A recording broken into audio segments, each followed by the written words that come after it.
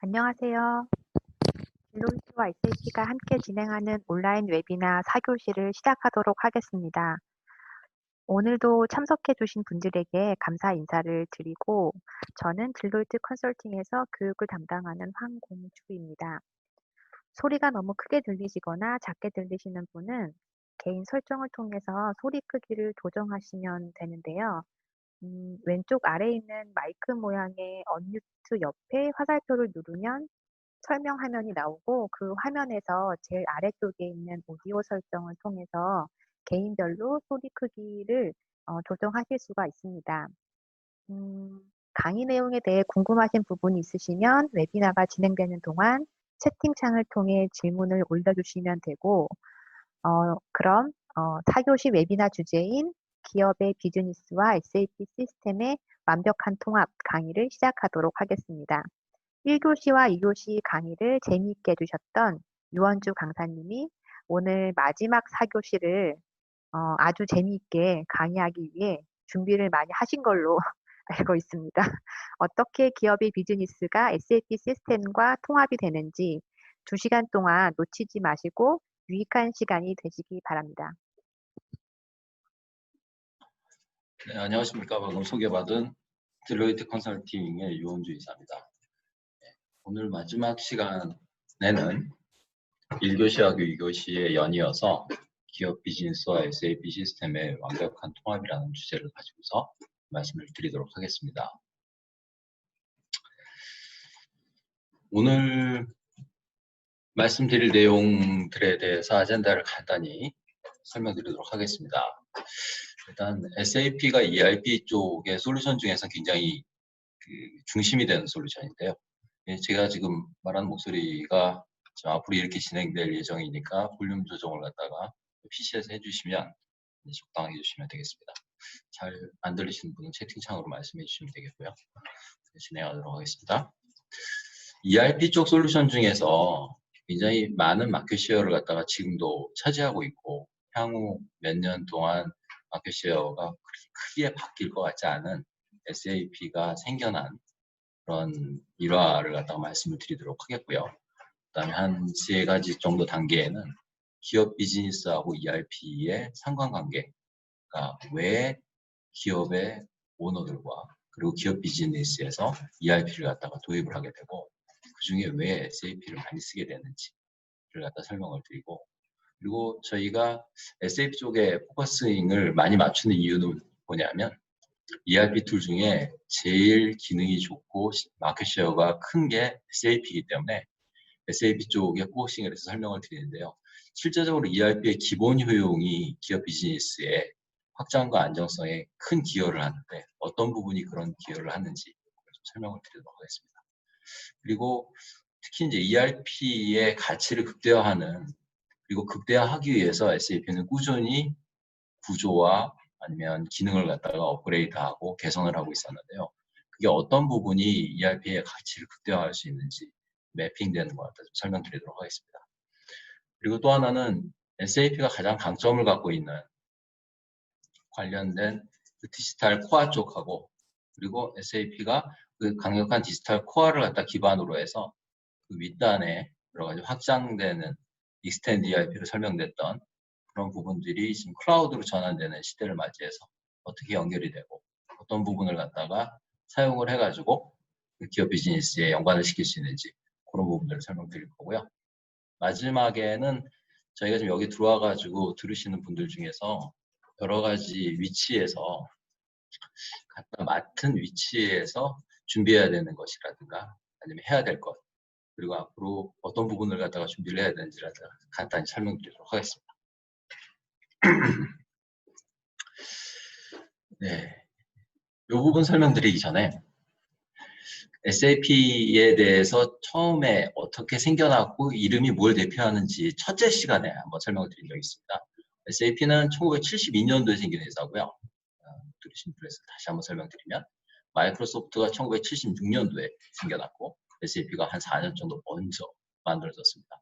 1972년도라는 시기는 우리가 흔히 얘기하는 냉전 시기였고요.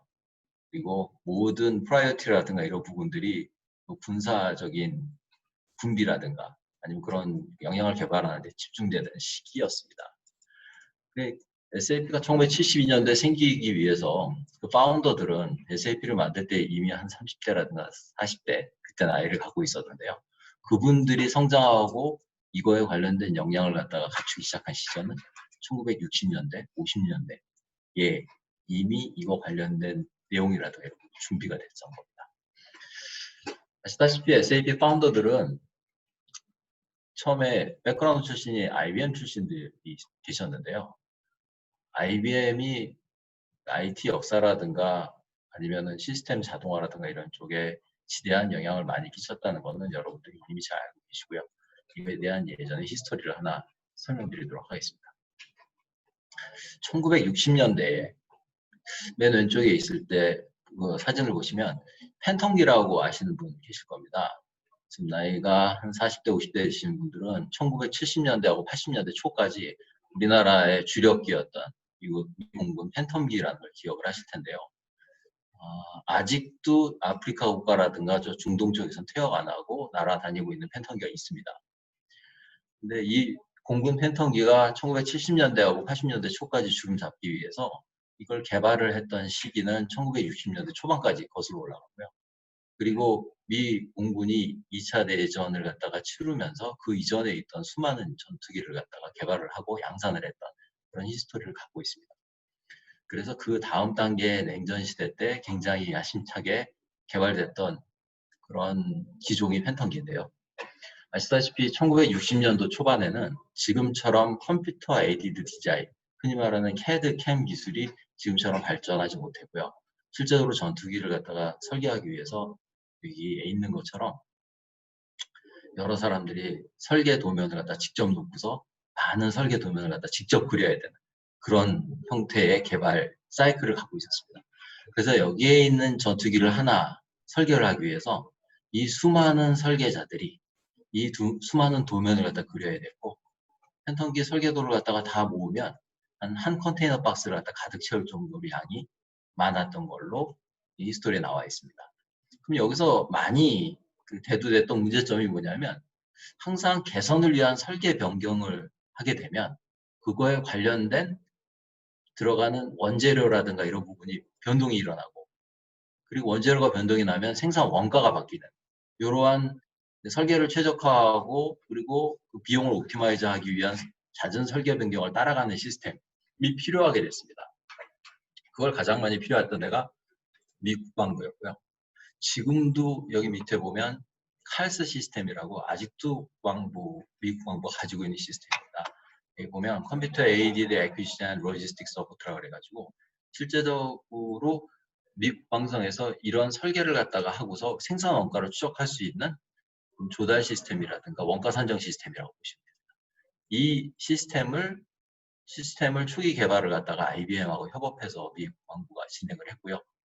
여기에 인베디드된 개념이 ERP 개념이 들어가서 많은 부분이 개발이 됐습니다. 왜 ERP 개념이 들어가게 됐느냐 자세하게 설명을 드리면 이거와 같습니다.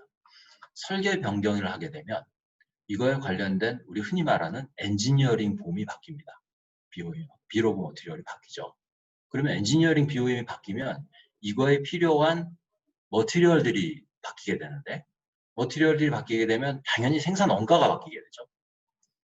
근데 예를 들어서 팬텀기의 날개의 뒤에 후퇴각을 갖다가 50도에서 60도로 더 꺾었을 때 속도는 더 증가하고 그리고 기동성은 더 증가하고 이렇게 바뀌지만 실제적으로 그렇게 뒤로 했을 때 들어가는 뼈대라든가 철판이라든가 아니면 엔진 설계 구조라든가 뭐 배기구라든가 이런 부분이 설계가 다 바뀌기 때문에 그 관련된 부품들이 전부 다 바뀌게 됩니다.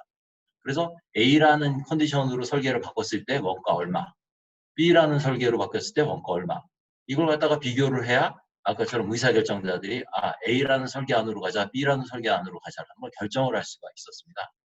근데 이런 부분을 갖다가 아까처럼 설계도도 이렇게 서류로 그리고 이걸 또 어떤 시스템에다가 여기 설계가 끝나고 나면 설계도면 오른쪽 밑에 있는 엔지니어링 본 머티리얼을 갖다가 다 여기다 입력을 해가지고 원가에 매칭을 해가지고 이걸 뽑아내야 A라는 안으로 갔을 때 얼마, B라는 안으로 갔을 때 얼마 이게 이제 밝혀지게 되는 거죠. 그리고 또 하나는 어떤 머티리얼을 쓰느냐에 따라서 이걸 관련되는 구매자재 발주 리드 타임이 있기 때문에 이 관련된 팬텀기 하나를 갖다 만드는 데 들어가는 전체 생산 시간이 결정이 됐습니다. 근데 이런 부분도 들어가는 관련된 공수라든가 아니면 다른 제반적인 인프라 코스트 때문에 이게 전체 한 대의 원가에 지대한 영향을 줬던 거죠. 근데 이 부분을 갖다가 아까처럼 전산화를 하고 자동화를 하고 변경이 일어났을 때 즉각적으로 생산원가의 변동 추세를 보기 위한 시스템을 미국 국방부에서 칼스라는 시스템을 갖다 보강을 하면서 개발을 하게 됐고, 이 개발 시스템을 갖다가 초기에 인발부해가지고 개발했던 IBM에서 이 관련된 ERP 개념이라든가 머티리얼 개념이라든가 MRP 개념이라든가 이런 부분을 도입을 해서 관련된 부분을 갖다가 시스템을 구축하게 된 거죠. 지금은 예전에 관련된 이론이라고 산업보안과라든가 전산학개론에서 처음에 배우는 퍼트 CPM 개념이 실제적으로 이 생산이라든가 아니면 설계 단계에서 크리티컬한 패스 포인트를 갖다 뽑아내가지고 원가에 대한 디시전을 내릴 수 있게 이 실생활에 접목된 거는 이러한 시스템을 개발할 때가 처음이었고요. 사실 냉전 시대 때 모든 다른 기업의 프라이오리티라든가 인프라 설계, 구축, 고속도로 건설 이런 거보다 이런 국방에 관련된 그 프라이오리티 제로에 무한정 투자되는 리소스를 가지고서 이런 부분을 개발하는데 아까처럼 ERP 개념이라든가 이런 부분이 사용하게 된 겁니다. 여기에 많이 리소스를 투입을 하고 이거 관련된 이론적인 백그라운드라든가 이런 걸 갖다 댔던 IBM 출신들 사람들이 나와서 나중에 1960년대 말이라든가 70년대 초에 여러 가지 ERP 기업들을 갖다가 만들게 되는데 그 중에 하나의 ERP 기업이 SAP였고, 그리고 그 SAP가 아까처럼 이 기본적으로 관련된 재화에 딸린 원가, 그러니까 물품 가격이죠.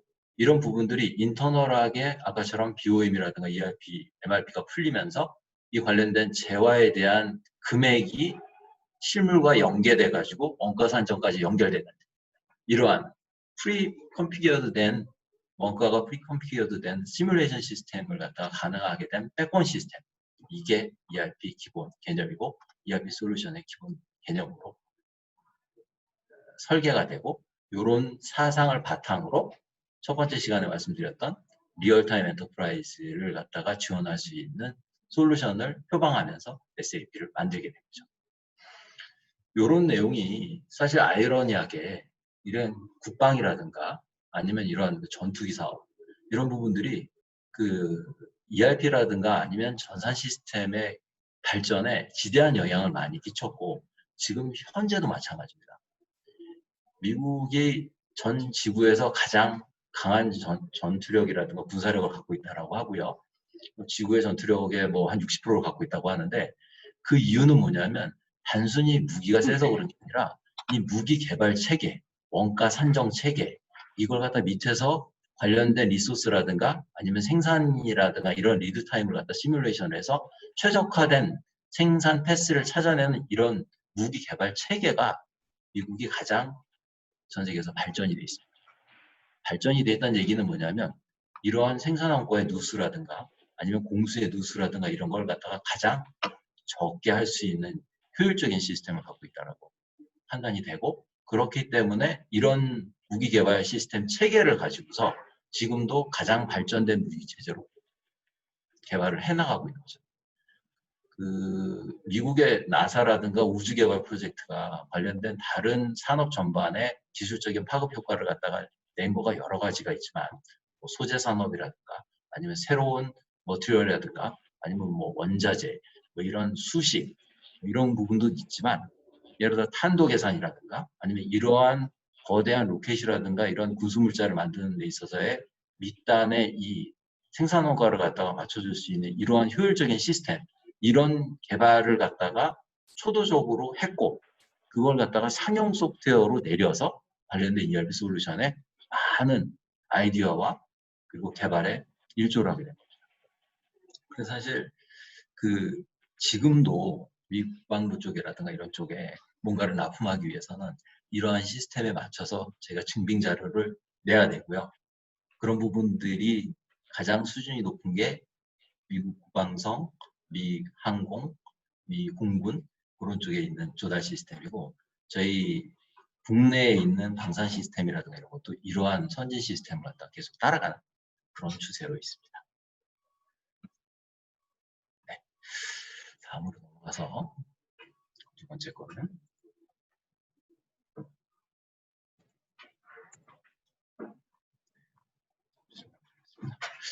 기업 비즈니스와 ERP 도입의 상관관계를 갖다가 설명드리겠는데 이 왼쪽에 있는 기업 성장 곡선은 뭐 자료 출처도 정보통신국제협력진흥원 이런 데서 나오는 거고 이런 부분에 대한 거는 예를 들어서 뭐 경영학 개론이라든가 기업 성장론이라든가 이런 부분에 대해서 굉장히 표준적으로 나오는 그런 그래프 성장 곡선입니다. 근데 여기에 보시게 되면 뭐 창업기, 성장기, 프레-IPO, IPO. 요즘에 프레-IPO, IPO가 중요한 건 뭐냐면 상장을 하느냐, 마느냐, 아니면 국제적으로 상장을 성공적으로 해가지고 자본을 끌어모으느냐, 안 끌어모으느냐의 그 갈림길에서 기업이 펑 하면서 빅뱅으로 성장을 계속하느냐, 아니면 죽느냐, 이런 부분들이 갈리기 때문에 기업 성장 곡선이 새로 이제 들어온 거고요. 뒤 자료에는 이걸 좀 더 디테일하게 설명드리는 장표가 준비가 되어 있습니다. 이걸 보시게 되면 기업이 뭔가를 갖다가 아이템을 잡고서 굉장히 좋게 스타트를 해가지고 뭔가 시장이 있고 잘 팔리기 때문에 관련된 기업이 점점점 매출이 늘어나고 성장이 되고 회사가 커가는 겁니다. 처음에 뭔가를 갖다 아이템을 내거나 아니면 시장의 세그먼트를 잡지 못한 기업들은 이미 다 망해서 없고요. 여기서 잘 팔리기 시작해가지고 사람들 더 많이 하이어하고 공장을 더 짓고 공장을 더 지려니까 자본이 필요하고 더 자본이 필요하려면 관련된 사람들한테 뭔가를 홍보를 해야 되고 그리고 더 많은 리소스라든가 사람이 모이게 되면 관리를 하게 돼야 되는데 그런 부분을 시스템적으로 할 수밖에 없는 꼭지점이 옵니다. 예를 들어서 기업의 매출액이 1,000억 미만, 한 2,000억까지도 이 관련된 관리를 갖다가 우리 흔히 말하는 PC 툴, 엑셀이라든가 이런 부분들 예전 같은 경우에 장부였죠. 주판이라든가 이런 거 가지고서도 여러 명 놓고서 회계팀에서 사람만 늘려가면서 그 관련된 북이라고 하죠. 이런 부분들을 갖다 해서 커버가 되지만 이게 어느 정도 꼭지점이 넘고 나면 이게 사람의 힘으로 관리를 못하는 포인트가 오게 돼요. 이걸 흔히 말하는 기업 성장 이론하고 실제 프랙티스를 분석하는 걸로 많은 논문이라든가 기업에 관련된 걸 연구를 해가지고 학문적으로도 백그라운드가 있는데 대체적인 내용이 이렇습니다. 기업 매출액이 실제적으로 한 1조 이상이 되면 관리 코스트가 급증하게 돼서 이 관련된 이익 누수가 기하급수적으로 증가하고 이것 때문에 기업 성장이 일차적으로 멈추게 된다는 게 기본적인 정설입니다. 이게 뭘 의미하는 거냐면 실제적으로 너무 많은 트랜잭션이 일어나고 관련된 전표가 늘어나고 그리고 관리 포인트가 늘어나게 되면 인적인 관리라든가 물적인 관리를 갖다가 한 군데서 몰아서 볼 수 없는 상태가 되기 때문에 어느 사람들에 대한 인적인 부정부패라든가 아니면 시스템적인 로스라든가 이런 부분을 갖다가 캐치해가지고 다시 고칠 수 있는 정보의 순환이 이루어질 수가 없습니다. 한 사람이 자기 밑에 팀원을 갖다가 맥시마이즈 해가지고 관리할 수 있는 게 약 한 15명에서 많으면 30명이라고 하는데요. 요즘에 팀 관리 이론에서 보면 15명 이상 정도 가게 되면 이 문제가 있다. 사람이 사람을 관리하는 거에 대해서. 그래서 관련된 사람을 관리하는 툴이라든가 이런 부분들을 도입을 하게 되는 겁니다. 그래서 평가 시스템이라든가 아니면 관련된 ESS, MSS 이런 부분들을 가지고서 관련된 자기의 KPI라든가 아니면 그런 걸 다 등록을 해가지고 관리하게 되고요. 마찬가지로 머티리얼이라든가 이런 부분들도 어디 부분에서 어떻게 레고가 일어나고 그 관련된 부분에서 수금이 되고 제대로 들어온 게 검수가 되는지 이런 부분들을 시스템으로 커버를 하지 않으면 이 부분에 대해서 관리 코스트라든가 누수를 막을 수가 없습니다. 그래서 이거에 대한 큰 글로벌 대기업이라든가 아니면 큰 글로벌 대기업이 모기업으로 있어서 자기 밑에 하부 회사라든가 이런 걸 키워내는 이런 회사에서는 이 매출액이 증가하고 사람이 늘어남에 따라서 미리 선제적으로 선진 시스템이라든가 관련된 시스템을 단계적으로 도입을 해서 여기 관련된 버틀렉이 생기지 않도록 하면서 기업의 성장에 발목을 안 잡게 시스템을 증설을 하거나 도입을 하거나 개선을 하거나 교체를 하거나 하는 부분들을 선제적으로 진행을 합니다.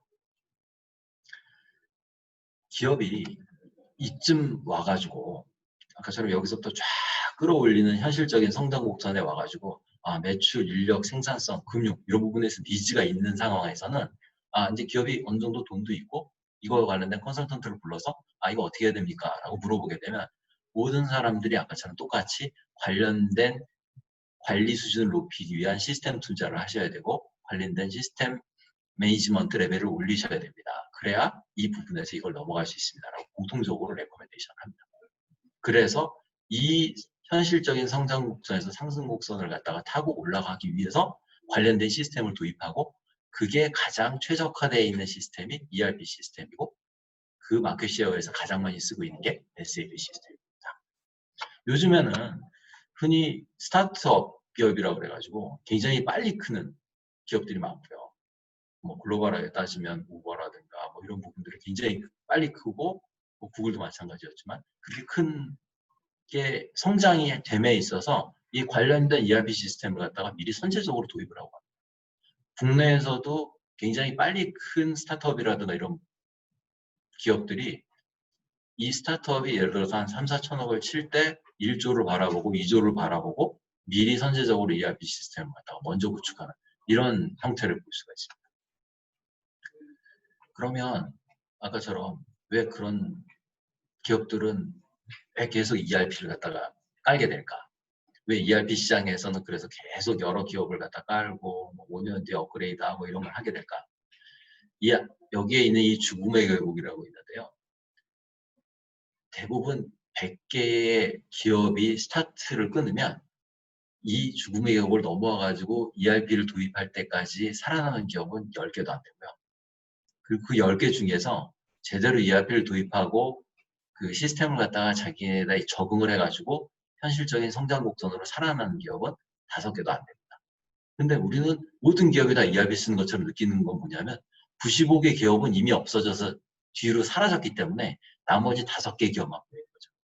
시장에는 그 5개 기업만 남아서 관련된 시장을 주무르고 관련된 모든 프로젝트에 발주를 내고 그리고 모든 스포트라이트라든가 아니면 그 신문에 지면을 장식을 하는 겁니다.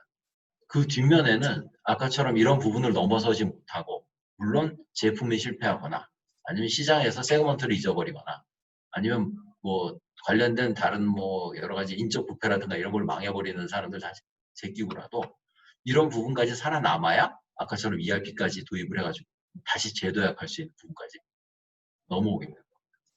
뒤에 좀 더 상세한 설명이 있는데 기업 오너가 아까처럼 ERP를 도입하는 결정적인 이유를 갖다 제가 한 3가지 정도 카테고리를 나눠드렸습니다. 여기 보시면 앞에는 스타트업 파이낸싱 사이클이라고 하나를 해드렸고요. 그 다음에 오른쪽에는 기업의 라이프 사이클이라고 해가지고 하나를 해드렸고요.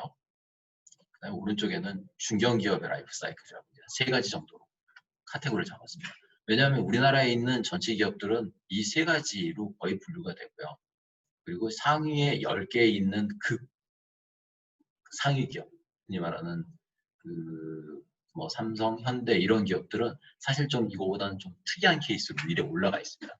기업 집단이기 때문에 이 관련된 ERP라든가 이런 부분에 대해서는 기존에 그냥 보통 통념적인 학계 정서를 갖다 좀 넘어서는 카테고리들이라서 그거는 아까처럼 반개 회사라든가 이렇게 나눠진 회사로 따졌을 때로 보시면 됩니다. 이 부분을 먼저 설명을 드리면 제가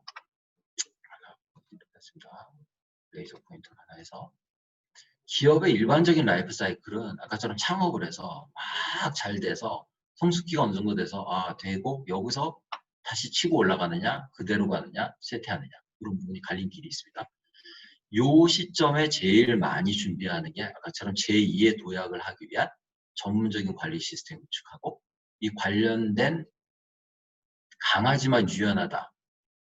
요즘의 용어로 따지면 에자일로 넘어가서 관련된 다른 쪽의 카테고리로 시프팅할 수 있는 유연한 문화를 갖다 만들어야 아까처럼 여기서부터 여기까지 오는데 한 15년 걸렸으니까 시장의 카테고리가 바뀌었을 때 넘어갈 수가 있는 거죠. 그래서 전통적으로 A라는 카테고리에서 강했던 기업이 B라는 카테고리로 시장을 갖다 바꾸면서 제2의 성장 곡선을 그리는 이러한 기업 성장 라이프 사이클을 갖고 있고요. 그럼 이제 아까처럼 여기서 중견기업 같은 경우에는 매출액이 1,000억 원에서 3,000억 원이라든가 이런 부분들을 갖다가 넘어갔을 때 흔히 말하는 성장 임계점이라고 얘기하는 경영학 용어, 그게 아까 말씀드린 관리 코스트라든가 이런 부분들이 급격하게 증가하는, 시스템으로 커버하지 않으면 인력으로는 커버가 안 되는 이런 성장 임계점이 몇 군데가 옵니다. 보통 1,000억, 3,000억, 한 6,000억, 1조, 그 다음에 한 5조 정도? 이 정도로 되는 거죠. 근데 우리가 지금 많이 얘기하고 있는 ERP 툴의 SAP 같은 경우에는 기본적으로 하나를 갖다 셋업을 해놓으면 한 20조까지는 견디는 걸로 홍보가 되고 있습니다. 그리고 실제 시장에서 한 20조까지는 기본적으로 깔았던 ERP 스트럭처 가지고서 매출액 증가를 갖다가 버티는 기업들이 대부분이고요. 여기 왼쪽으로 한번 보시겠습니다. 요즘에 많이 스타트업 파이낸싱이라든가 아니면 스타트업들 기업들이 지면상에 많이 나오는데요. 우리가 흔히 말하는 빅 엔터테인먼트 같은 BTS 그런 기업도 그렇고, 그다음에 관련된 우리가 스타트업으로 하고 있던 뭐 우한영재에서부터 시작해가지고 카카오라든가 아니면 그 이전에 있었던 굉장히 큰 인터넷 기업이라든가 이런 부분들도 마찬가지로 이거 관련된 부분들에서 이 곡선을 탑니다. 처음에 아이템이 너무 좋아서 관련된 뭐 실리콘밸리라든가 이런 데서 오픈을 하게 되면 시드 펀딩을 받아가지고 적자를 갖다 무릅쓰면서 몇 년간 커나가죠. 지금 우리 뭐 쿠팡이라든가 이런 부분들 마찬가지고 그 어마어마한 물류량이 커짐에 있어서 관련된 물류 트랜지션이라든가 관련된 이 트랜지션을 커버하기 위해서 ERP 솔루션 도입은 필요 불가급, 필수 조건으로 들어오게 되고요. 그래서 그 관련된 투자 금을 갖다 이용을 해가지고 관련된 ERP 솔루션을 갖다가 선제적으로 구축을 합니다. 그러고 나서 시장 상황에서 아까처럼 관련된 브레이크 포인트를 넘거나 아니면 레드오션에서 모든 경쟁자를 다 제끼고 혼자 살아남았을 때 관련된 부분에 인프라를 이용을 해가지고 두 번째 포커링으로 확 올라가죠. 그래서 국내에서 이 관련된 스타트업 기업들이, 요즘 스타트업 기업들이 플랫폼 기업들이 많은데요. 약 한 1,000억대라든가 2,000억대에서 매출액이 급상승할 때 미리 선제적으로 ERP 도입을 갖다가 진행을 합니다. 왜 그러냐면 그게 이미 8,000억, 1조 정도 넘어가서 그게 팍 버스팅이 되고 이렇게 폭발적으로 늘어날 때 ERP 프로젝트 1년이라든가 9개월짜리를 갖다가 같이 돌려버리면 ERP 프로젝트 하면서 리소스가 소모되고 관련된 걸 익스펜션 하면서 리소스가 소모되고 그리고 기존에 자기가 원래 갖고 있던 업무 현황을 갖다가 관리를 위한 표준화라든가 이런 부분으로 컨버전하는 데 있는 허들을 넘지 못하고 성장세가 꺾여버리는 그런 케이스가 굉장히 많습니다. 이러한 얘기를 아까처럼 이 정도까지 오는 기업들이라든가 여기까지 살아남은 기업들은 알아서 관련된 뭐 ISP라든가 아니면 경영 컨설팅이라든가 이런 부분을 갖다가 딜로이트라든가 PwC 아니면 EY 같은 데다가 오더를 해서 다 컨설팅을 받습니다. 글로벌하게. 받으면 아까 같이 두 번째 장 위에서 얘기했던 것처럼 이런 얘기를 똑같이 하는 거죠. 그래서 지금 기업 성장 단계에서 여기서 이렇게 탁 치고 올라오거나 아니면 여기서 올라가기 위해서 ERP 솔루션을 갖다 미리 도입을 하라고 공통적으로 레코멘데이션을 하고 그걸 갖다가 받아들이는 기업 오너들이라든가 아니면 관련된 전문 경영인들이 이 부분에 대해서 실행을 합니다. 근데 사실 이 부분이 그냥 어차피 파는 세그먼트라든가 이 기업의 기본적인 경쟁력이라든가 이런 부분들을 있기 때문에 이 위에 있는 관리 툴이라든가 이런 부분들을 갖다 바꿈에 있어서 뭐가 이렇게 기업의 사활이 바뀔 거냐라고 의문을 갖다 가지고 계신 분들이 있겠지만 요즘의 산업 구조에서는 이 부분이 갖춰지지 않으면 그 기업의 근간을 이루는 부분에 대해서 경쟁력이 급격하게 떨어질 수밖에 없는 구조로 바뀌었기 때문에 그렇습니다. 그래서 제가 설명드리려고 하는 거는 기업 비즈니스 확장의 안정성을 구하는 ERP의 기본 효용이라고 제목을 드렸는데요. 오른쪽에는 그냥 전통적인 기업 활동 순환도를 갖다 제가 하나 넣고요. 왼쪽에는 지금은 SAP 쪽에서 SAP 오버뷰 쪽에서도 많이 강조하지 않는 ERP의 기본 효용 10가지에 대해서 제가 한번 정리를 해봤습니다. ERP를 갖다가 사용하기 있어서 ERP의 시장에서 SAP가 가장 많이 마켓 쉐어를 갖고 있고 잘 돼 있다 그래서 SAP를 쓰는 거고요. ERP가 가져다주는 기본 효용은 이 한 10가지로 정리가 될 수 있습니다. 그 10가지는 다른 ERP를 쓰더라도 같이 이 부분을 갖다가 효용을 갖다가 받으실 수 있는데 그걸 갖다가 이 기업 활동이 왔다 갔다 거리는 부분에 어떻게 영향을 주는지를 갖다가 연계해서 설명을 드리고 이 설명을 사실 SAP 컨설턴트 아니면 그냥 프로세스 컨설턴트, 전략 컨설턴트들이 기업의 오너들과 그리고 C레벨과 사장님한테 와가지고 왜 ERP를 도입하시면 이런 부분들이 좋아집니다라고 설명드리는 내용을 갖다가 여러분한테 한번 말씀을 드리는 겁니다.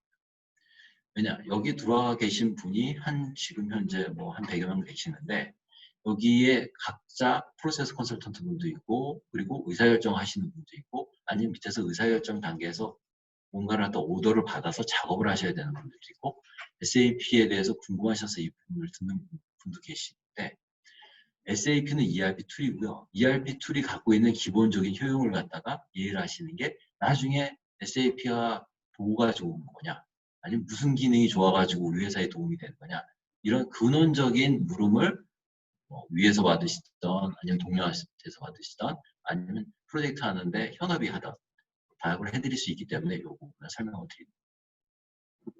아까 두 번째 장 전에 말씀드린 것처럼 매출액이 많이 늘고 잘 되는 회사에서 정말 없어서 못 팔거나 아니면 정말 잘 팔려가지고 공장도 새로 짓고 사람도 많이 뽑고 막 하는 커나가는 그런 입장이라고 봤을 때 결과적으로 뭐냐면 상품 서비스를 갖다 제품을 사서 제공을 해서 팔고 현금 매출이 되건 매출 채권이 되건 받아가지고 다시 재료를 사서 팔아서 돈 받고 팔아서 돈 받고 이런 식으로 하는 거며 공장을 지으려 그러면 갑자기 돈이 없으니까 주식을 발행을 하던 대출을 받던 어떤 식으로 해야되지 차입금을 해가지고 관련된 회사를 불려가는 겁니다.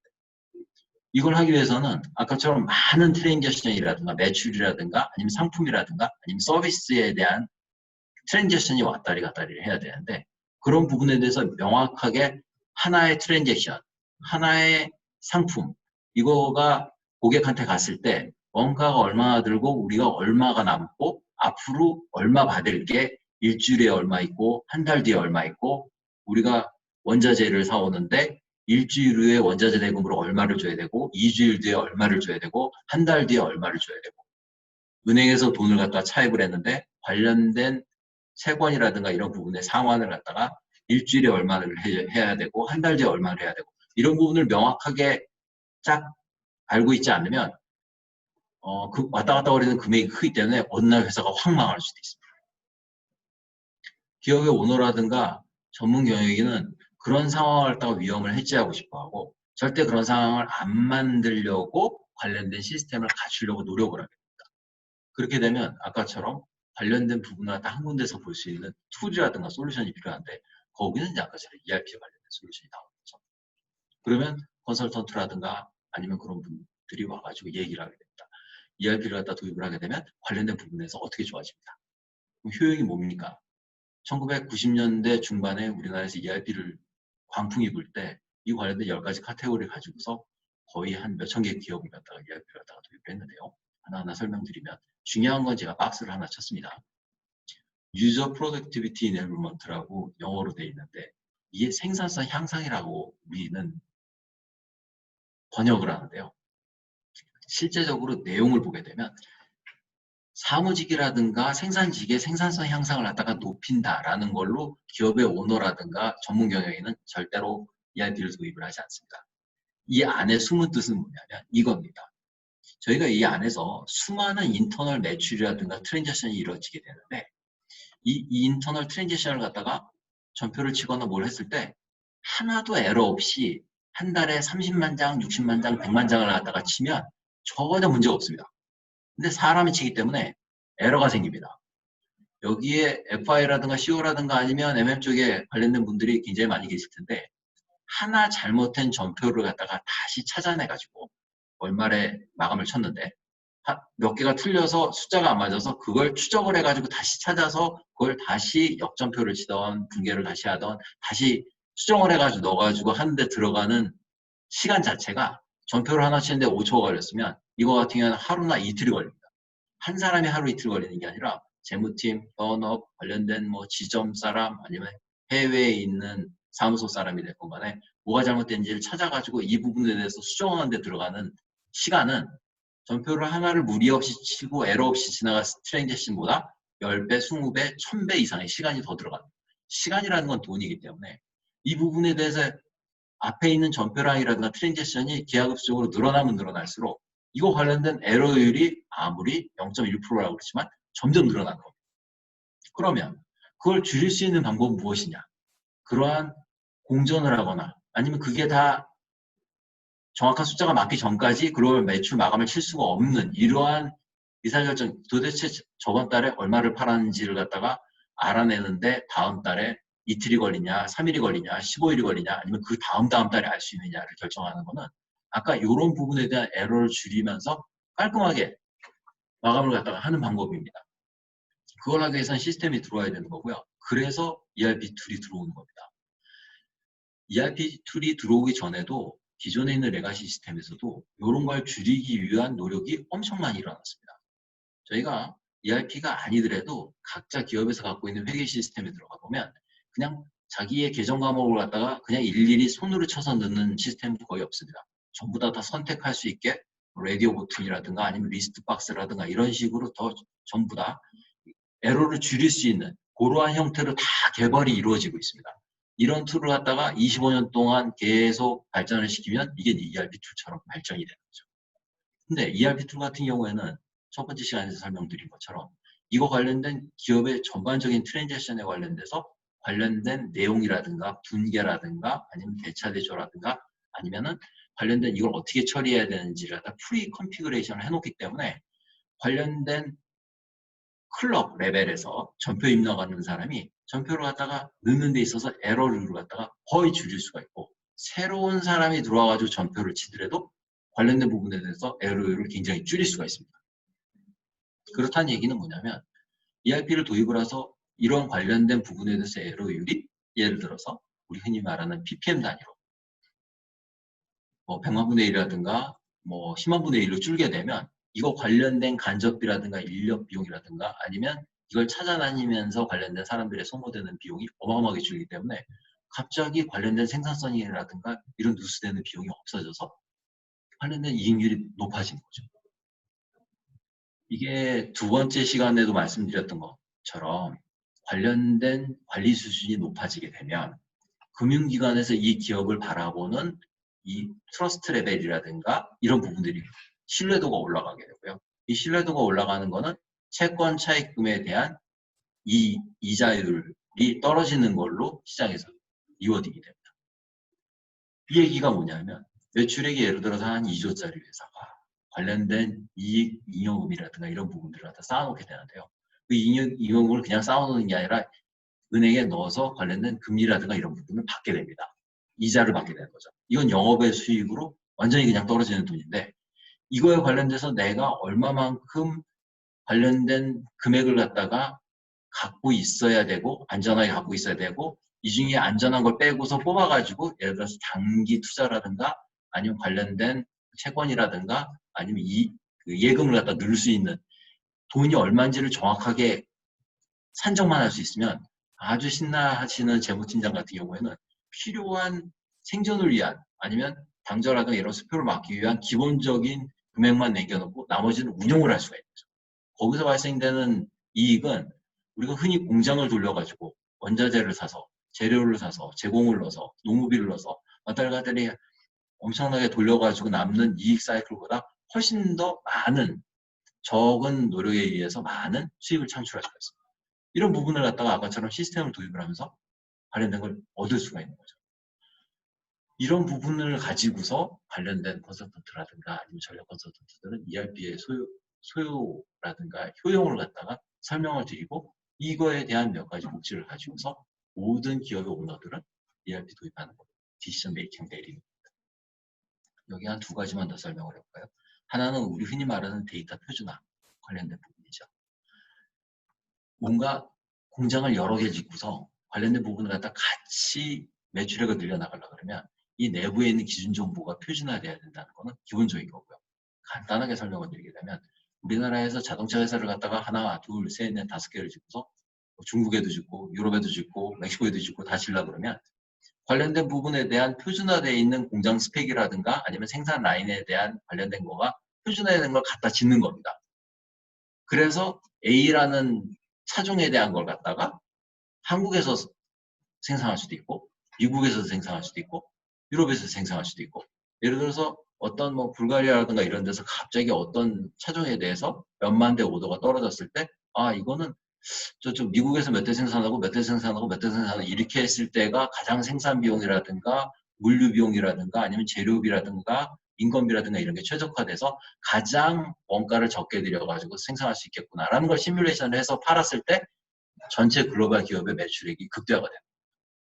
그때 그걸 시뮬레이션을 할 수 있는 백본이라든가 코어 ERP 시스템을 갖고 있는 회사와 그걸 안 갖고 있는 회사는 그걸 갖다가 에스티메이트 하는데 걸리는 시간, 의사결정 시간, 그리고 고객이 오더를 했을 때 대답을 해줄 수 있는 시간, 이거에 대해서 완전히 틀린 경쟁력을 갖게 되고요. 입장을 바꿔놓고서 제가 예를 들어서 10만 대를 갖다가 오더를 한다 그러는데 A라는 회사는 얼마만큼의 금액으로 언제까지 갖다 줄 수 있습니까? 3일 후에 답이 오는 회사와 개런티까지 해서 딱 줬더니 15일 내지 한 달 정도 걸려야 언제 오는지를 알 수 있고 금액이 얼마인지를 알 수 있는 회사 두 개 회사가 경쟁이 되겠습니다. 그래서 그 시스템을 갖다 갖추기 위해서 ERP 시스템 기본적으로 백본을 깔고서 진행이 됩니다. 그리고 여기에 들어오신 분들 중에서 제일 많이 들어오신 분들은 이제 IT 쪽 관련돼 가지고 일하시는 분들이 많은데요. IT 쪽 관련돼서 일하시는 분들이 가장 ERP 시스템 전에 있던 시스템으로 골치가 많이 아픈 건 뭐냐면 구매 시스템, 회계 시스템, 물류 시스템 이런 시스템이 다 나눠져 있으면 그 시스템별로 라이프 사이클이 다 틀립니다. 회계, 구매 모든 인사 시스템을 갖다가 한날 한시에 서버 사가지고 다 개발해가지고 시점 맞춰가지고 갖고 있는 회사는 거의 없고요. 회계 시스템 딱 들어가서 보니까 이거는 개발한 지 2년 됐고요. 구매 시스템은 5년 됐고요. 인사 시스템은 7년 됐습니다. 그러면 내년도에는 인사 시스템부터 먼저 갈아야 되고요. 갈았을 때 최신의 기계와 OS와 DB와 솔루션을 가지고 하게 되겠죠. 그럼 3년 뒤에는 또 구매 시스템 또 갈아엎어야 되죠. 그 다음에 또 4년 뒤에는 회계 시스템 갈아엎어야 되죠. 이게 돌아가면서 엔들리스하게 계속 되는 거죠. 그렇게 되면 항상 프로젝트를 해야 되고 그거 할 때마다 관련된 전표 연계라든가 인터페이스라든가 이런 부분을 갖다가 계속 중복적으로 프로젝트를 할 수밖에 없습니다.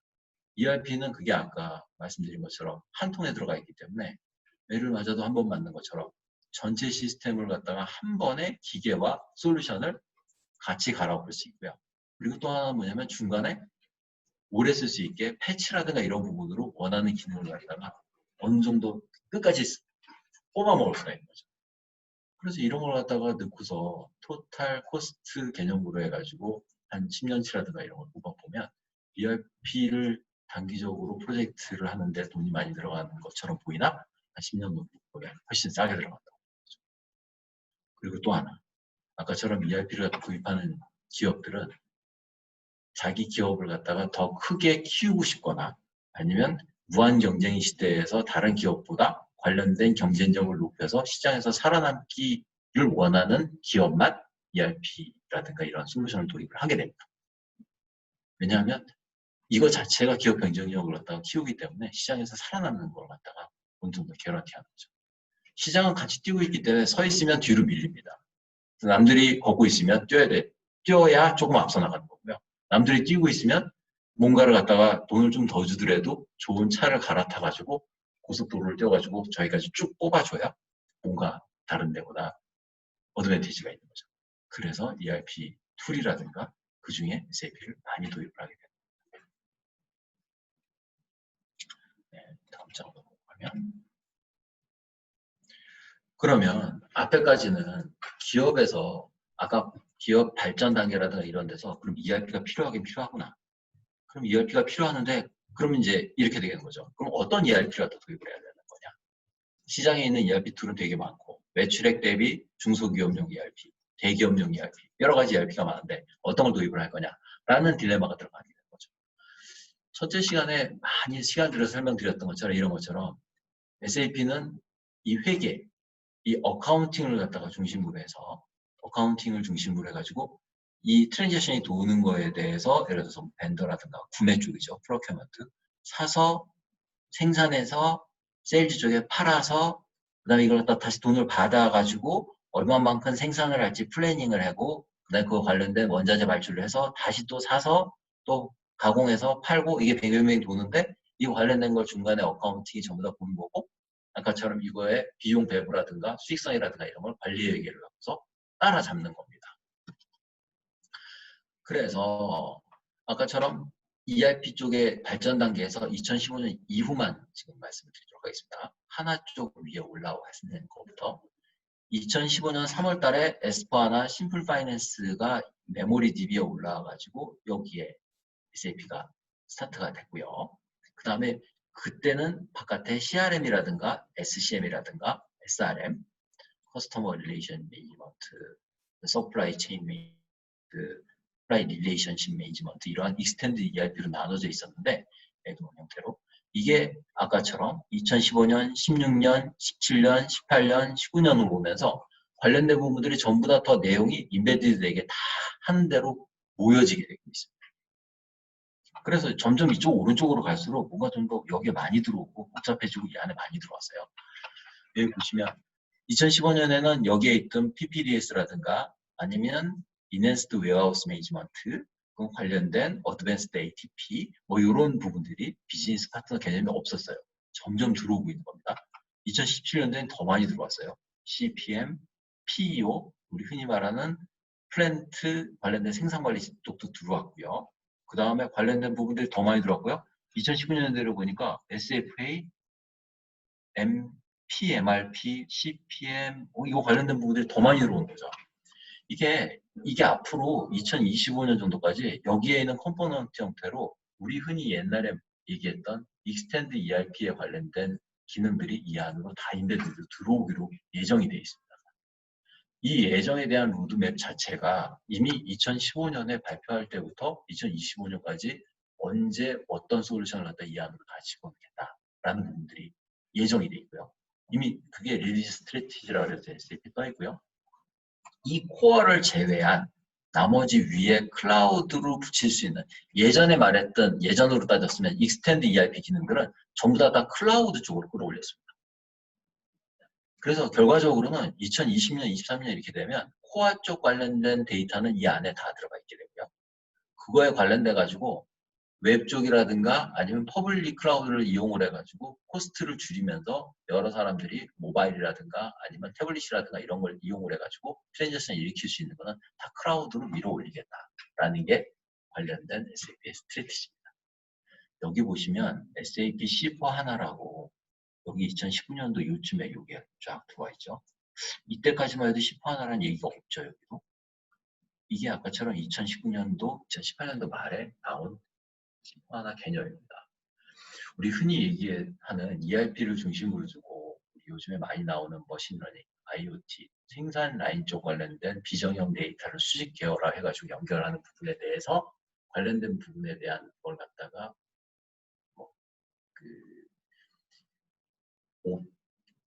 DevOps라 그래가지고 오픈소스 형태의 개발 툴을 이용을 해가지고 짜는 부분에 대한 컨셉을 갖다가 C4 하나로 SAP는 몰고 있고요.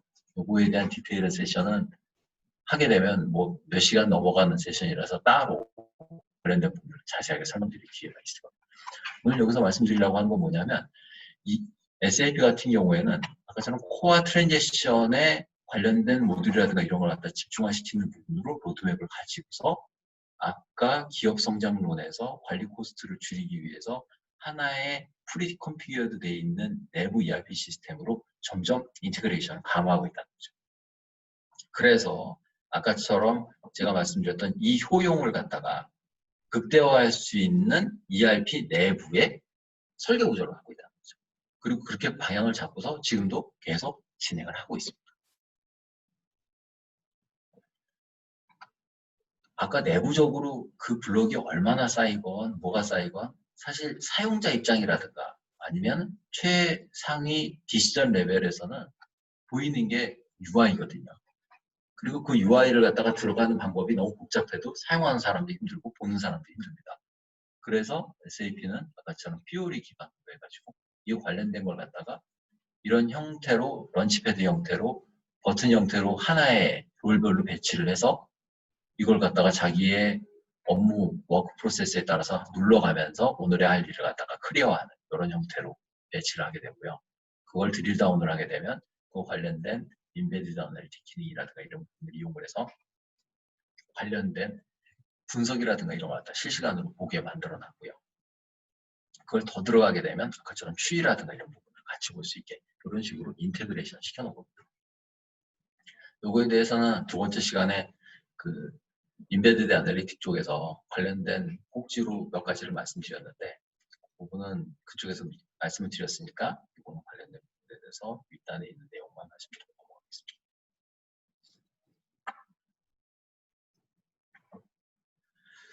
그리고 이 부분이 아까 전에 ERP 설계 구조에서 좀 쉽게 설명이 되어 있는 부분을 갖다가 잠깐 갖다 설명드리려고 갖고 왔는데요.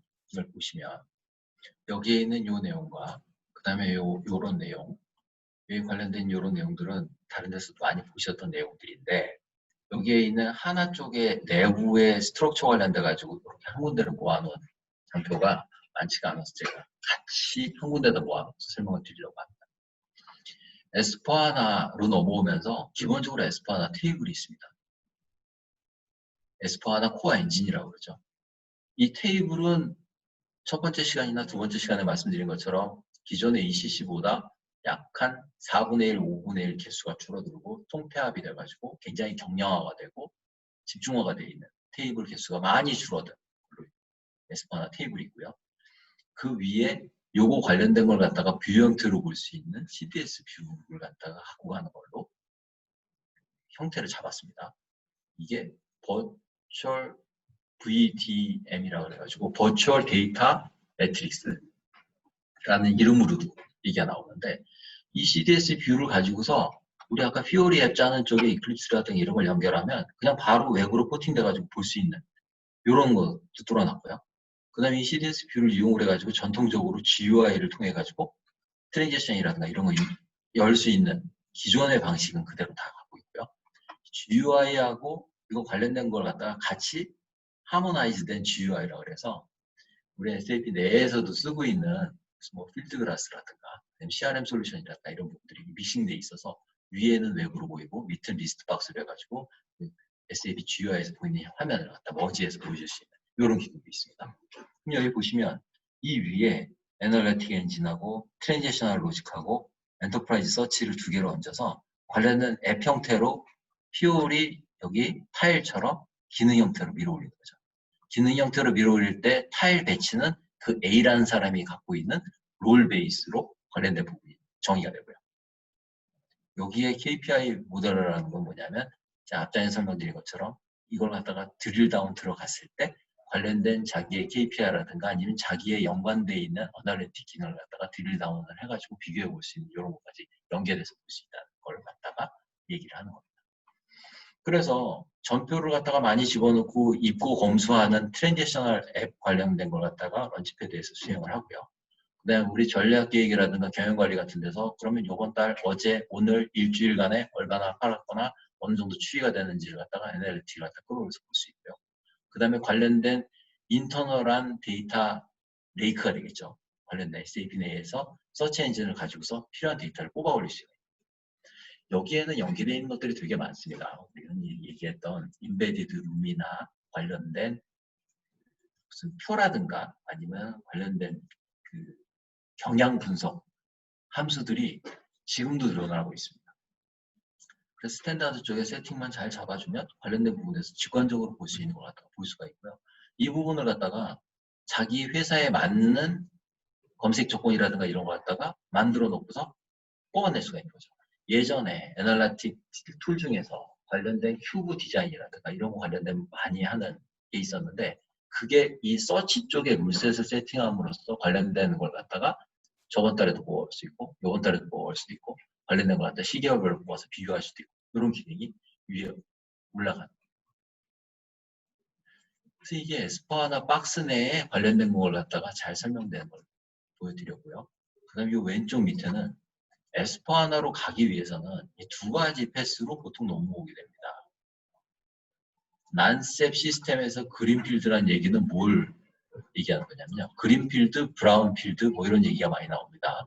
그린필드는 SAP를 쓰지 않는 그냥 레가시 사용하시는 거에 뉴 인스톨로 SAP를 집어넣고서 그냥 처음에 SAP 쓰는 것처럼 가시는 분. 이걸 그린필드라고 얘기하고요. 그러니까 논 SAP 시스템에서 넘어오니까 그린필드라고 얘기하고 기존의 ECC 6.0이라든가 아니면 다른 ERP 툴 오라클 ERP 툴이 됐건 아니면 피플소프트가 됐건 아니면 다른 ERP 툴을 쓰시는 거에서 SAP로 넘어오는 거의 방법론이 컨버전과 데이터 마이그레이션 두 가지 방식이 있는 거죠. 컨설팅 회사에서는 두 가지로 오퍼링을 합니다.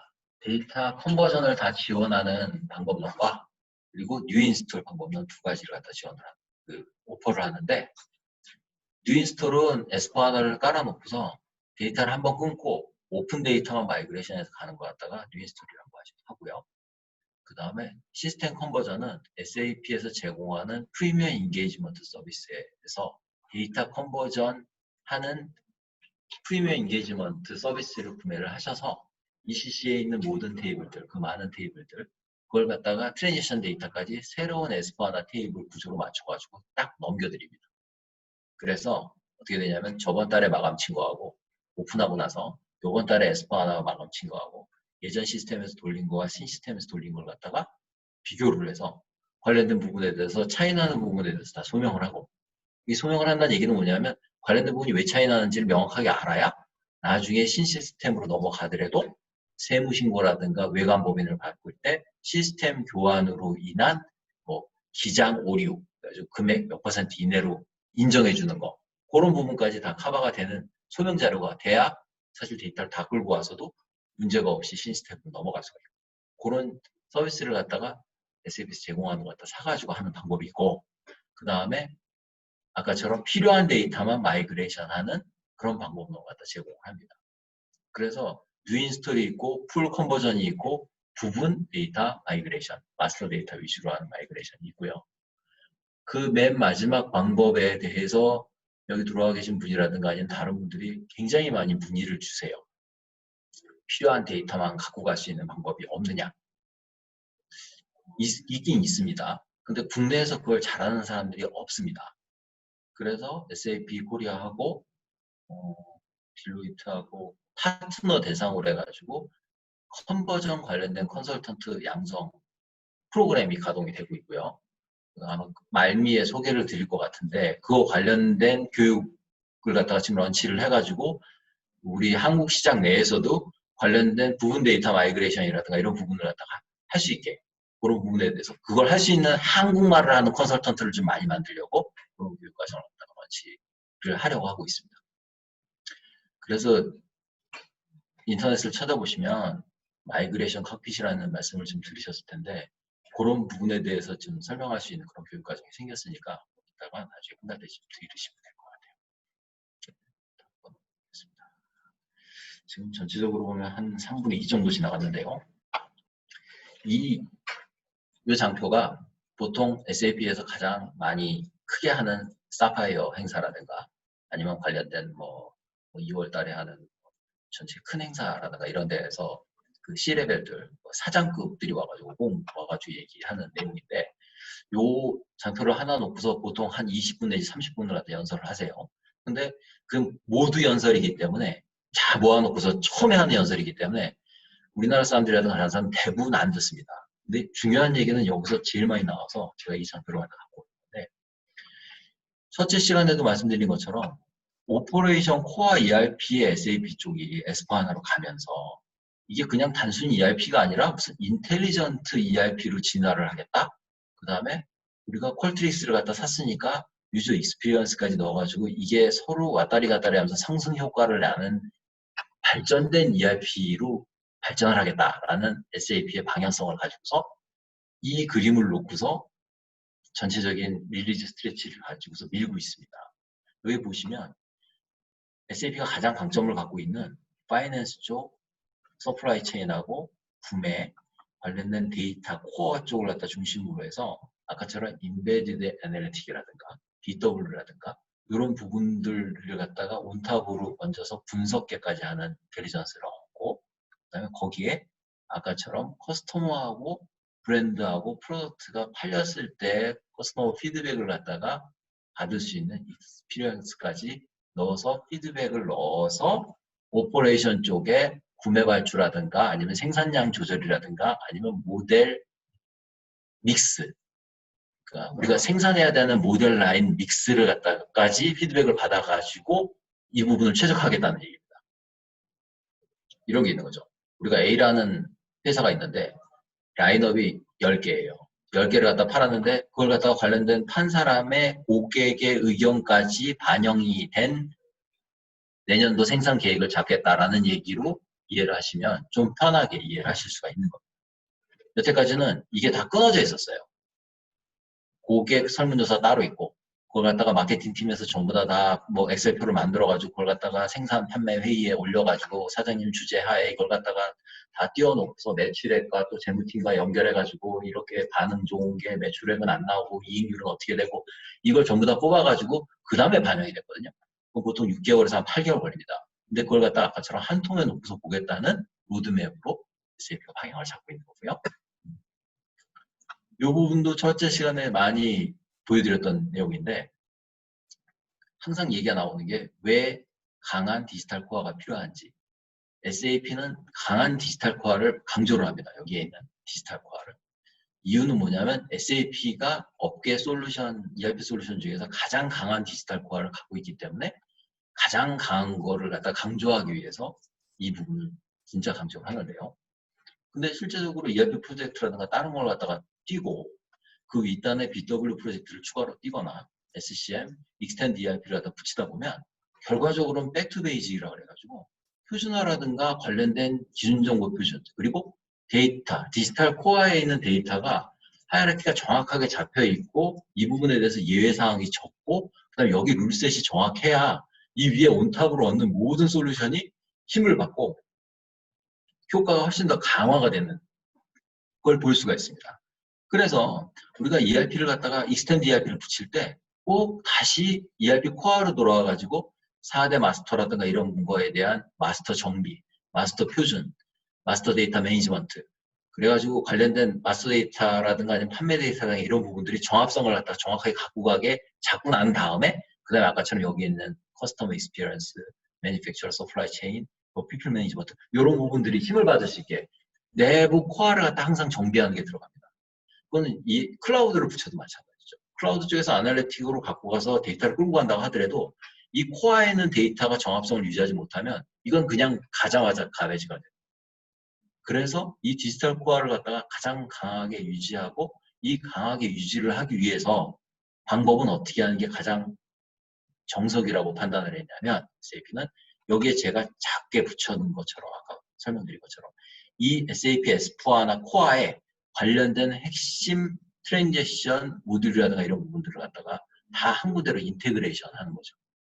이게 인테그레이션이 단순히 그냥 거기 있는 테이블을 그냥 카피해가지고 하나 데이터베이스로 전부 다 그냥 카피 앤 페이스트로 넣는 게 아니고 이 두 번째 시간에 말씀드린 것처럼 ECC 그 많은 테이블에서 테이블이 확 줄인 것처럼 익스텐드 ERP 그 많은 테이블들도 다 줄여서 최소 공배화 시켜서 통합할 건 통합하고 그래서 S4하나의 그 작은 데이터베이스 개수에 테이블 개수에 관련된 컬럼이라든가 이런 걸 최적화해가지고 집어넣는 겁니다.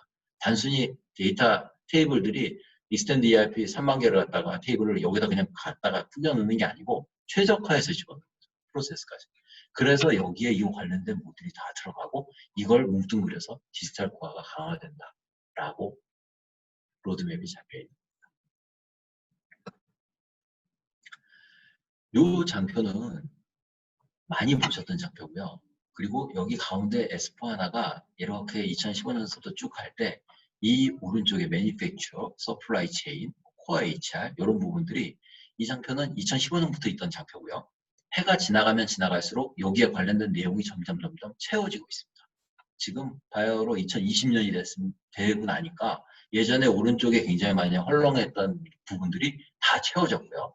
이제 이 장표가 5년 지나고 나서 관련된 힘을 발휘하기 시작합니다. S4하나 엔터프라이즈 매니지먼트 코어 쪽이 강화가 되면서 우리 여기 얘기했던 인벤토리, 웨어하우싱, shipping, 트랜스포메이션, 오더 프로미싱 이런 서플라이 체인 모듈이 2019년도쯤에 인베디드가 됐고요. 인베디드 되기 전에는 이게 그냥 to be continued, to be embedded로 비워졌던 겁니다.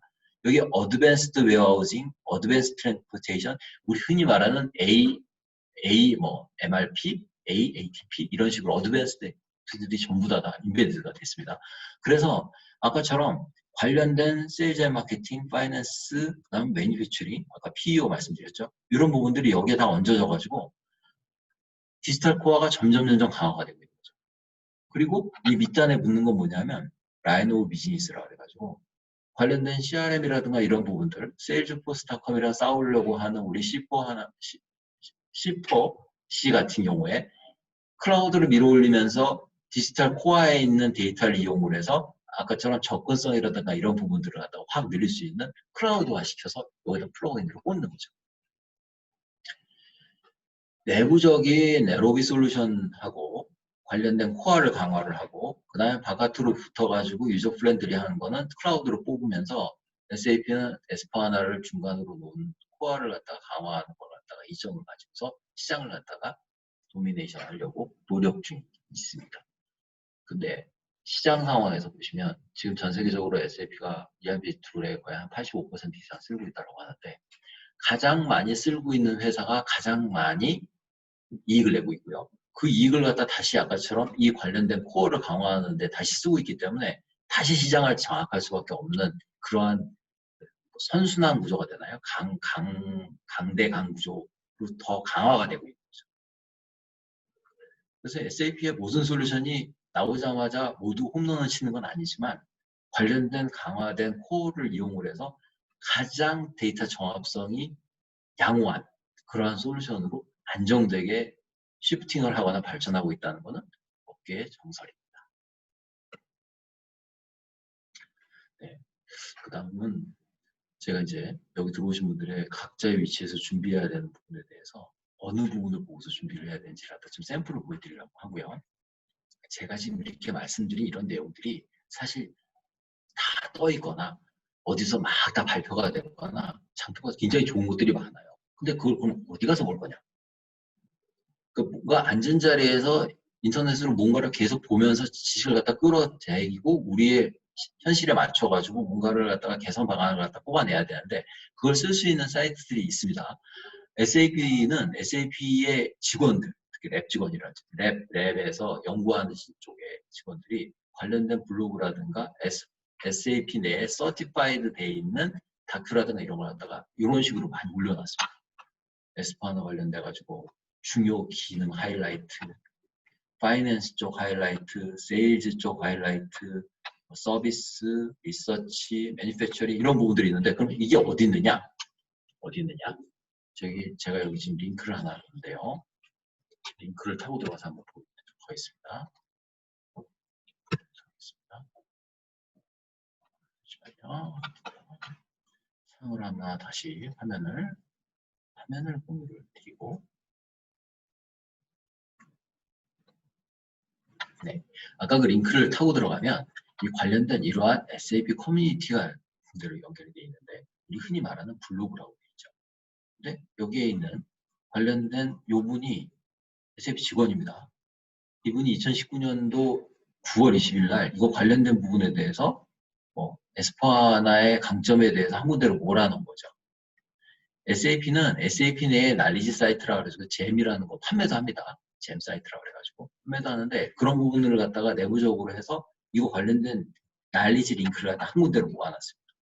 관련된 파이낸스 쪽 관련돼가지고 세일즈 앤 마케팅, 그다음에 매니팩처링.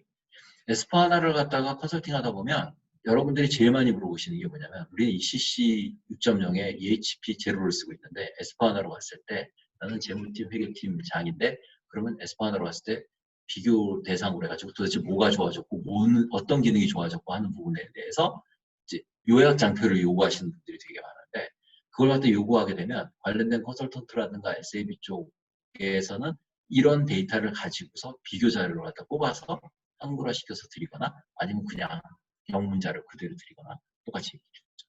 근데 요즘 기업에서도 인력 소스들이 워낙 좋기 때문에 관련된 하부에 있는 그 좋은 인력 소스를 이용해서 이 관련된 데이터 소스만 있으면 얼마든지 스터디라든가 관련된 부분에 대한 데이터 익스트랙션이 가능합니다. 그러려면 어딘지를 알아야 되는데 그 관련된 부분이 여기에 링크가 되는 거죠.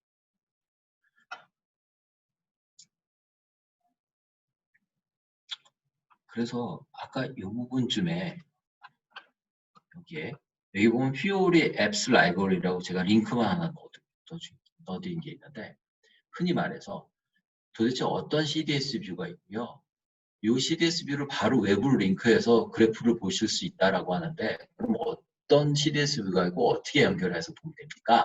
라고 문의해 주신 분이 굉장히 많으신데 아까처럼 여기에 있는 퓨어리 앱 라이브러리라고 해가지고 여기 관련된 부분들이 떠 있습니다. 그럼 여기 보시면 제가 하나 볼게요. 퓨어리 앱 라이브러리 for S4 하나를 들어가서 관련된 인더스트리라든가 아니면 롤이라든가 라인 오브 비즈니스 쪽에 한번 들어가서 보겠습니다. 그럼 파이낸스 쪽에서 한번 들어가서 볼게요. 763개나 있다는 얘기죠. 그럼 763개 중에서 우리 제 자금팀에서 캐시 플로우 어널라이저 쪽 관련돼 가지고 뭔가를 갖다가 보고 싶은데 이걸 눌러서 들어가게 되면 아까처럼 에스파하나 버전에 버전 나옵니다. 에스파하나도 되고 클라우드도 된다는 얘기예요. 그리고 여기 밑에 보면은 관련된 파이낸스 쪽이고요. 애널리티컬 쪽이고요. SAP 퓨어리 쓰고 SAP UI5를 쓴다는 얘기입니다. 이 얘기는 뭐냐면 이클립스라든가 아니면 HTML5로 그 윗단위 핸들링이 가능하고 수정도 가능하다는 얘기고요. 그 다음에 이거는 데스크탑, 태블릿, 핸드폰 다 된다는 얘기입니다. 왜냐하면 HTML5는 반응성 앱이기 때문에 한번 짜놓고 나면 화면 크기에 맞춰서 지가 커졌다 줄어들었다 스크롤바 자동으로 생기죠. 이런 부분들이 있고 요거에 대한 기능에 대한 키 피규어들이 있고 요 밑으로 내려가면 이 관련된 샘플 화면과 그 다음 밑에 어떤 CDS 뷰를 끌고 와가지고 되는 부분들이 있는지 플로우라든가 이런 부분이 밑에 나옵니다. 사실 이걸 가지고서 관련된 개발이라든가 아니면 새로 짜는 입장에서는 이 부분 소스를 가지고 이 부분이 에스파나를 깔면 어느 웹 쪽이라든가 컴포넌트라든가 이걸 액티베이트 해주세요라는 게 다 나와서 PC가 들어가서 그거 하나 액티베이트 하고 나면 이 부분에 대해서 생기는 겁니다. 여기 지금 제가 숫자 나와 있는 거 이제 보여드려서 나왔는데 여기 퓨어리 F4 에스파나 보면 인더스트리 쪽, 올랩, 라인 오브 비즈니스 여기 보면 SM 매니지먼트 223개, 커머스, 파이낸스 763개, 매니팩처링 292개, R&D, 세일즈 449개. 얼추 이거만 합쳐도 지금 벌써 몇천 개가 되는 거죠. 이게 3년 전인가 4년 전만 해도 이거 다 합쳐가지고 500개, 600개밖에 안 됐습니다. 근데 이게 3년 딱 지나고 나니까 이거 다 합치니까 지금 3,000개, 4,000개가 된 거죠. 우리 흔히 말하는 롤 베이스드로 된 SAP 퓨어리 스탠다드 화면 같은 게 3, 4천 개가 이미 생긴 거고요. 그럼 3, 4천 개를 갖다가 고객이 어떻게 다 알 수가 있느냐? 알 수가 없죠. 그럼 부서별이라든가 아니면 컨설턴트 이런 부분으로 이 숫자가 나눠져 있으니까 거기에 들어가서 자기 업무랑 매핑을 해가지고 이걸 그대로 쓸 수 있을지 안 쓸 수 있을지 판단을 해야 되는 겁니다. 그거는 어디서 쑥 들어온 컨설턴트가 판단해 줄 수 있는 문제가 아니고 업무를 아는 사람이 관련된 부분에 대해서 이거 쓸지 말지를 판단을 할 수가 있는 거죠. 다른 A라는 사이트에서 큰 프로젝트를 할 때 컨설턴트가 한 7, 80명 들어갔을 때 각 모듈별로 다 나눠가지고 그 당시에 모든 스탠다드 화면을 갖다가 그냥 수정 없이 쓸 수 있는지 없는지를 다 1대 N으로 전수 검사를 한 적이 있었습니다. 그때 사실 정말 좋은 퓨어리 기본 화면이 많이 있음에도 불구하고 현업이 이거 1도 안 고치고 그대로 쓸게요 라고 컨펌한 퍼센테이지는 한 자리 숫자였습니다. 조금이라도 모디피케이션을 갖다 좀 해달라고 하는 부분들이 약 95%가 넘었고요. 근데 말씀드리는 건 뭐냐면 그거 조금 고치려고 그러면 아까 제가 장표 여기서 보여드렸던 여기 아바 이클립스가 됐건 아니면 하모나이즈 UI가 됐건 HTML 쪽에서 누가 들어와가지고 고쳐야 되는 겁니다.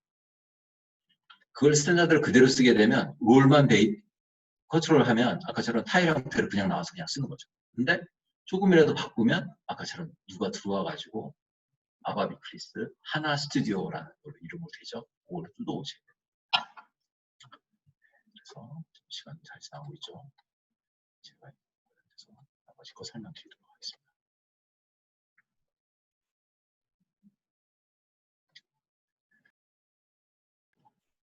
네. 각자의 위치에서 준비해야 되는 것에 대해서 지금 들어오신 분들이라든가 아니면은 SAP 쪽 업계에 계신 분들마다 카테고리를 한 7개 정도로 제가 나왔고요. 기업의 C레벨은 부사장급이라든가 아니면 임원급 이상 분을 말씀드리는 겁니다. 이분들하고. 그 다음에 그분 밑에서 전략 기획을 갖다가 실제적으로 기획을 갖다 하고 보고를 하고 방향을 갖다 잡고 그다음에 그 방향을 잡기 위한 모든 데이터 리서치라든가 이런 부분들을 수행하는 전략 기획에 관련된 분들 계시고요. 이거는 정보 쪽을 넘어서는 전체적인 전략 기획이고 그다음에 그걸 갖다 좀 드릴다운을 하면 정보 쪽에 관련된 기획하는 부서가 또 있습니다. 아까처럼 이제는 기업이 전체적으로 시장에서 살아남기 위한 경쟁력 자체에 정보 시스템이 핵심적인 역할을 갖다가 하게 되고요. 이거는 전통적인 굴뚝 사업에서도 굉장히 포션이 높아지고 있고 그리고 IT를 중심으로 하는 스타트업이라든가 플랫폼 기업에서는 뭐 핵심 코어가 되는 거고요. 그런 부분에 대해서 이 기업 정보기획 쪽이 포션이 점점 늘어나고 있고 그 다음에 이 정보기획에서 방향을 잡으면 이걸 실행을 하기 위한 기업 IT 프로젝트 부서 흔히 말하는 기업 큰 프로젝트, ERP 도입 프로젝트를 하기 위한 TFT 아니면 가상조직 아니면 정보기획에 예를 들어서 비상근 인원이라든가 상근 인원 현업을 끌고 와가지고 여기에 조직을 불려서 크게 만든 그런 프로젝트 부서 사람들이 계실 거고요. 이게 끝나고 나면 항상 유지보수 부서 생길 거고요. 이 밑에는 프로세스 앤 펑셔널 컨설턴트는 흔히 말하는 프로세스 컨설턴트, 모듈 컨설턴트를 얘기하는 거고 관련된 전략 컨설턴트, 프로젝트를 갖다가 들어가서 수행하는 컨설턴트를 말씀드리는 거고 디벨로먼트 테크니컬 컨설턴트는 이 예전에 다른 쪽에서 개발자라는 용어를 많이 쓰셨는데 사실 이제는 디벨로먼트 컨설턴트라는 용어로 좀 바뀝니다. 그러니까 우리 흔히 말하는 뭐 HTML, ASP 뭐 이런 관련된 코딩하는 개발자를 말해서 이제는 SAP 쪽은 디벨로먼트 컨설턴트라는 개념으로 조금씩 바뀌고 있어요. 왜냐하면 쓰는 툴도 단순히 아바베에 있는 뭐 SE38, SE80 이것만 쓰는 게 아니고 아까처럼 하나 스튜디오라든가 아니면 다른 쪽 위에 있는 그 CDS 뷰 크리에이터라든가 이런 부분들에 대해서 이 밑에 있는 로 데이터하고 프로세스하고 약간 연결된 부분을 갖다 같이 이해하고 있어야 아까처럼 위에 있는 로직이라든가 이런 걸 구현하는데 훨씬 더 유리하고요. 컨설턴트가 쓰는 펑셔널 스펙이라든가 테크니컬 스펙을 따라가는데도 저처럼 훨씬 유리합니다. 그래서 개발, 테크니컬, 컨설턴트 이 레벨로 얘기하는 거죠. 앞에 설명드렸던 많은 기업 성장론에 대한 단계별로 의사결정을 내려야 하는 상황이 틀리고 그리고 그 ERP 툴 중에서 가장 시장을 도미네이트하고 있다는 SAP 쪽에 대한 데이터를 어떤 레벨에서 조사를 해야 되는지 레벨 뎁스가 요 분들에 따라 틀립니다. 기업의 C레벨의 기업 오너는 아까 제가 말씀드리는 그 최상위 단에 있는 효용 몇 가지하고 기업 성장론에서 이게 망할 거냐 아니면 더 흥할 거냐 아니면 시장에 뒤처지지 않을 거냐에 대한 그 거시적인 관점에서 툴에 대한 효용성을 가지고서 의사결정 내리는 레벨이 여기고요.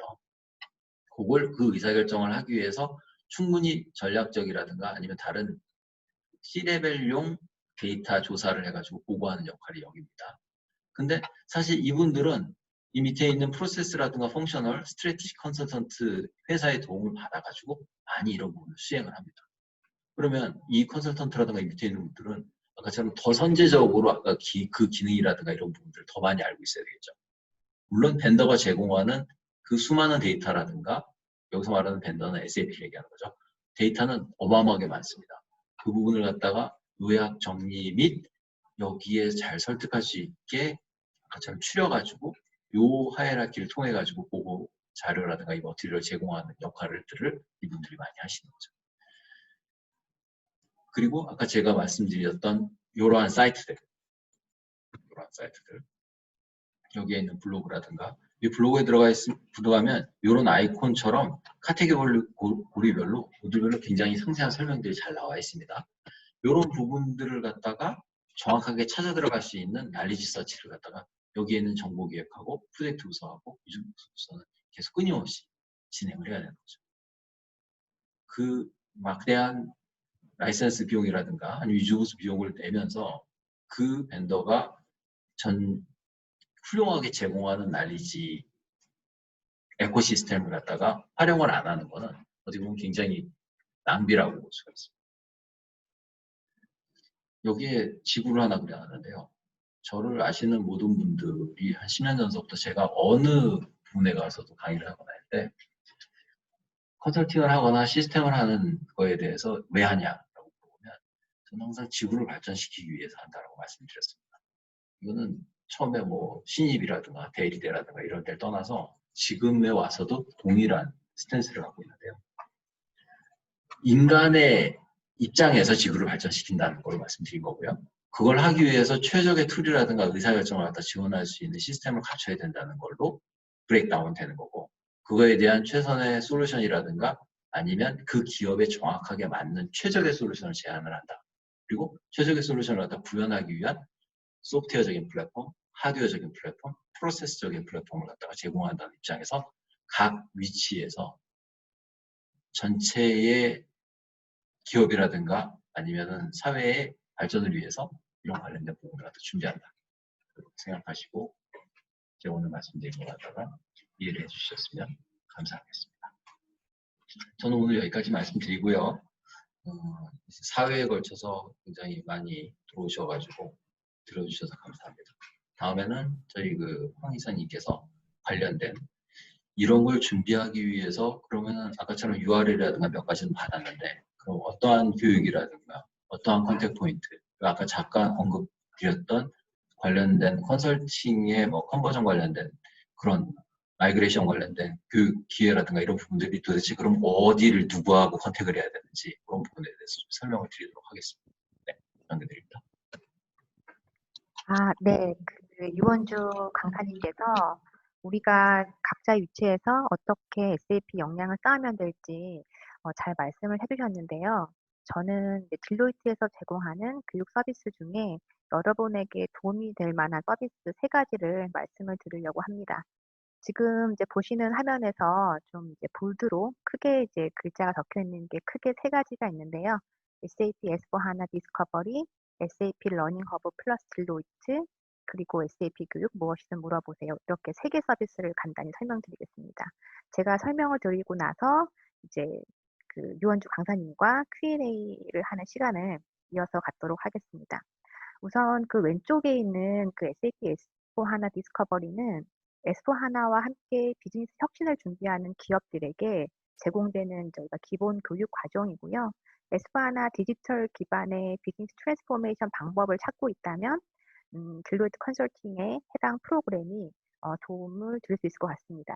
그리고 이제 오른쪽에 있는 SAP 러닝 허브 플러스 딜로이트는 SAP 러닝 허브 사용자들에게 어드밴티지 클래스를 제공하는 프로그램입니다. 어드밴티지 클래스는 딜로이트를 통해서 러닝 허브를 구매하시는 러닝 허브 사용자에게만 주어지는 오프라인 클래스인데요. 러닝 허브는 많은 분들이 아시겠지만 SAP 에듀케이션에서 제공하는 모든 교육 콘텐츠가 담겨져 있는 러닝 플랫폼입니다.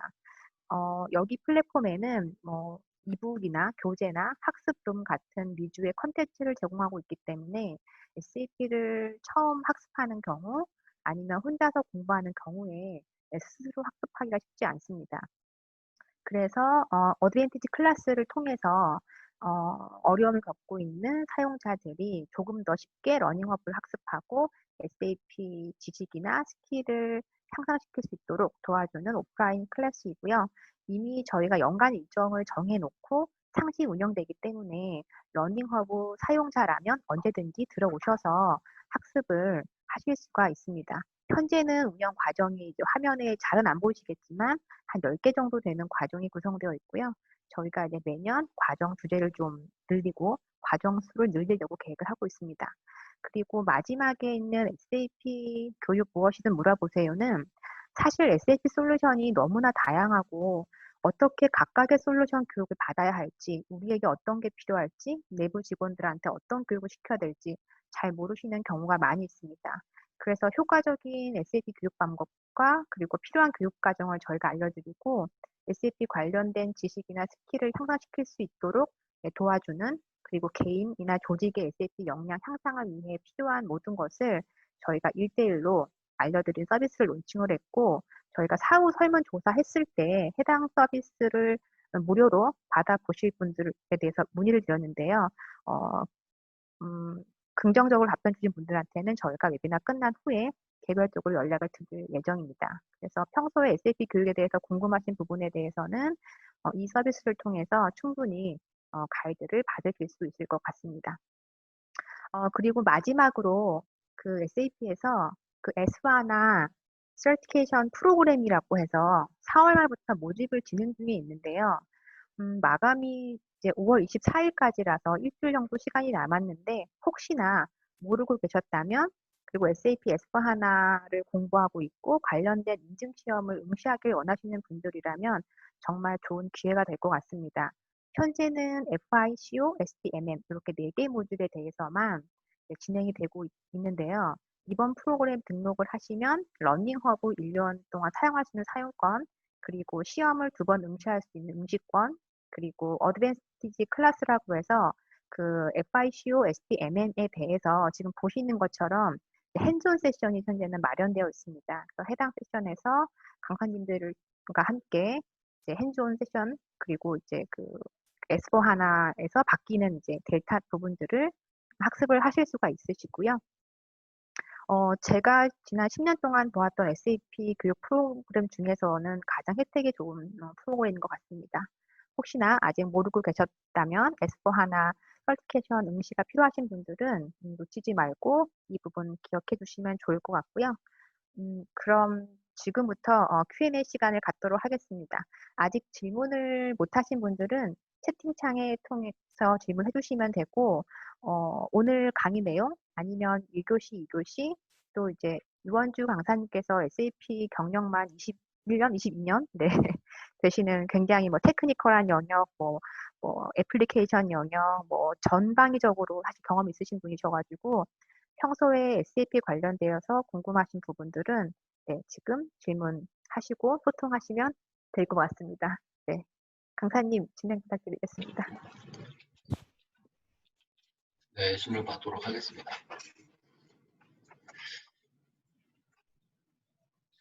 올라오고 있긴 한데요. 여기 지금 현재 떠 있는 S4하나 서티피케이션 프로그램 4 ERP 컨설턴트, 이게 아시다시피 SAP 쪽 오프라인 교육이라든가 이런 것들이 굉장히 비쌌거든요. 이게 200만 원 이내로 내려오는 건 거의 처음 본 것 같습니다. 그리고 러닝어브를 갖다 잘 모르시는 분들이 있어서 간단하게 2가지 장점만 설명드리면 1년 동안 관련된 이북이라든가 이런 거 얼마든지 보실 수 있고요. 1년 내에 아까처럼 2회 시험 기회가 있어서 그 동안에 시험을 보셔서 패스하시면 됩니다. 언제 시험 일정도 자기가 직접 잡을 수 있고요. 해보니까 괜찮더라고요. 그리고 이걸 갖다가 좀 요약 설명해 줄 수 있는 오프라인 교육, 핸드온 세션도 있으니 들어보시면 좋을 것 같습니다. 그리고 네. 이 등록해 주신 이메일로 따로 이제 설문이라든가 이런 부분들 갈 예정이고요. 그리고 또 추가 정보 필요하신 분들을 위해서 어디 구글닥 쪽에다가 관련된 요청을 하다가 등록을 해주시면 여기 지금 관련된 자료라든가 이런 부분들이 릴리즈 되는 걸 갖다 컨펌 끝난 다음에 관련된 뭐 발송이라든가 다운로드 받을 수 있게 그렇게 할 예정이라고 합니다. 그러시고 여기 보시면 러닝오버에서 시스템을 통해 공부할 수 예, 여기 보면 라이브 세션이라는 그게 이제 포함이 되어 있거든요. 그러니까 SAP 테스트 서버를 갖다가 붙어가지고 보실 수 있는 환경이 제공이 됩니다. 그러니까 여기 보시면 SAP 시스템이 없어가지고 그 관련된 실습이라든가 이런 부분들을 갖다가 못 해보시는 분들이 있는데 이제 팁이 2가지가 있는데요. 기존에 이제 SAP를 사용하고 계시는 회사 같은 경우에는 SAP 라이센스를 갖다 받으실 때 그 관련된 다운로드라든가 마스터 아이디를 받으신 게 있어요.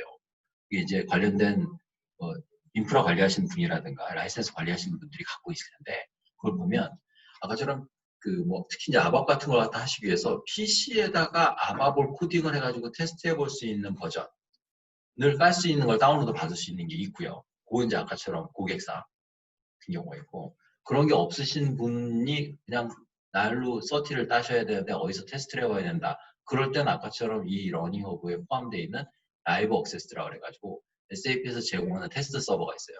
거기에 특정 시간만큼 붙어가지고 실습을 해볼 수 있는 걸 갖다 주는 겁니다. 그러니까 뭐라 그래야 되냐.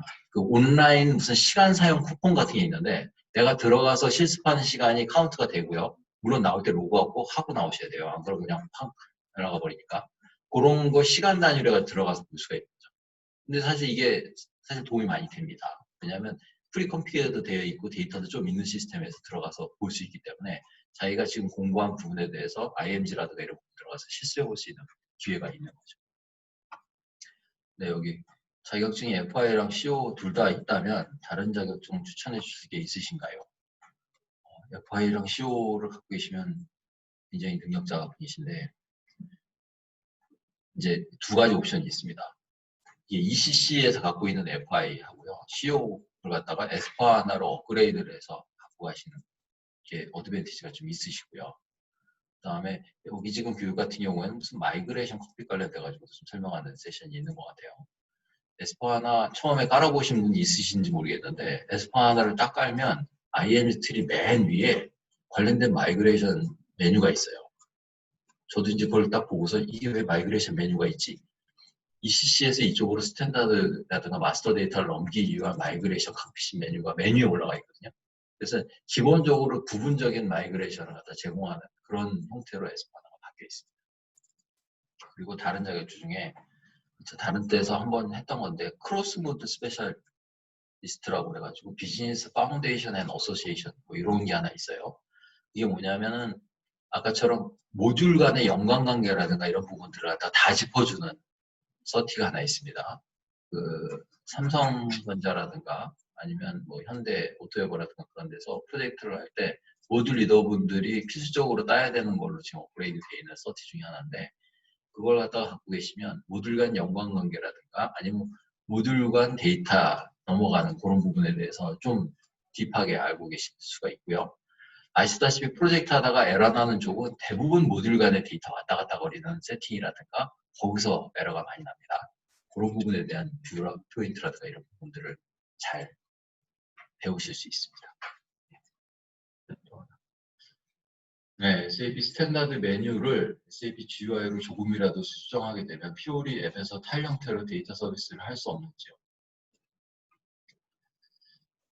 아까 제가 링크 하나 보여드려가지고 거기에 화면 다 올라와 있는 거는 그냥 스탠다드 메뉴를 그대로 쓸 때는 얘기고요.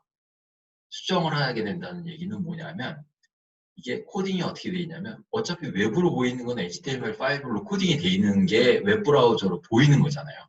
거기서 예를 들어서 타일을 네모난 걸 마름모로 바꾸거나 아니면 이걸 눌렀을 때 자동으로 어디로 넘어가는 거라든가 우리 흔히 말하는 BDC 프로그램처럼 그런 식으로 뭔가를 바꾸려고 그러면 그 부분에 HTML 들어가가지고 관련된 코딩을 해야 됩니다.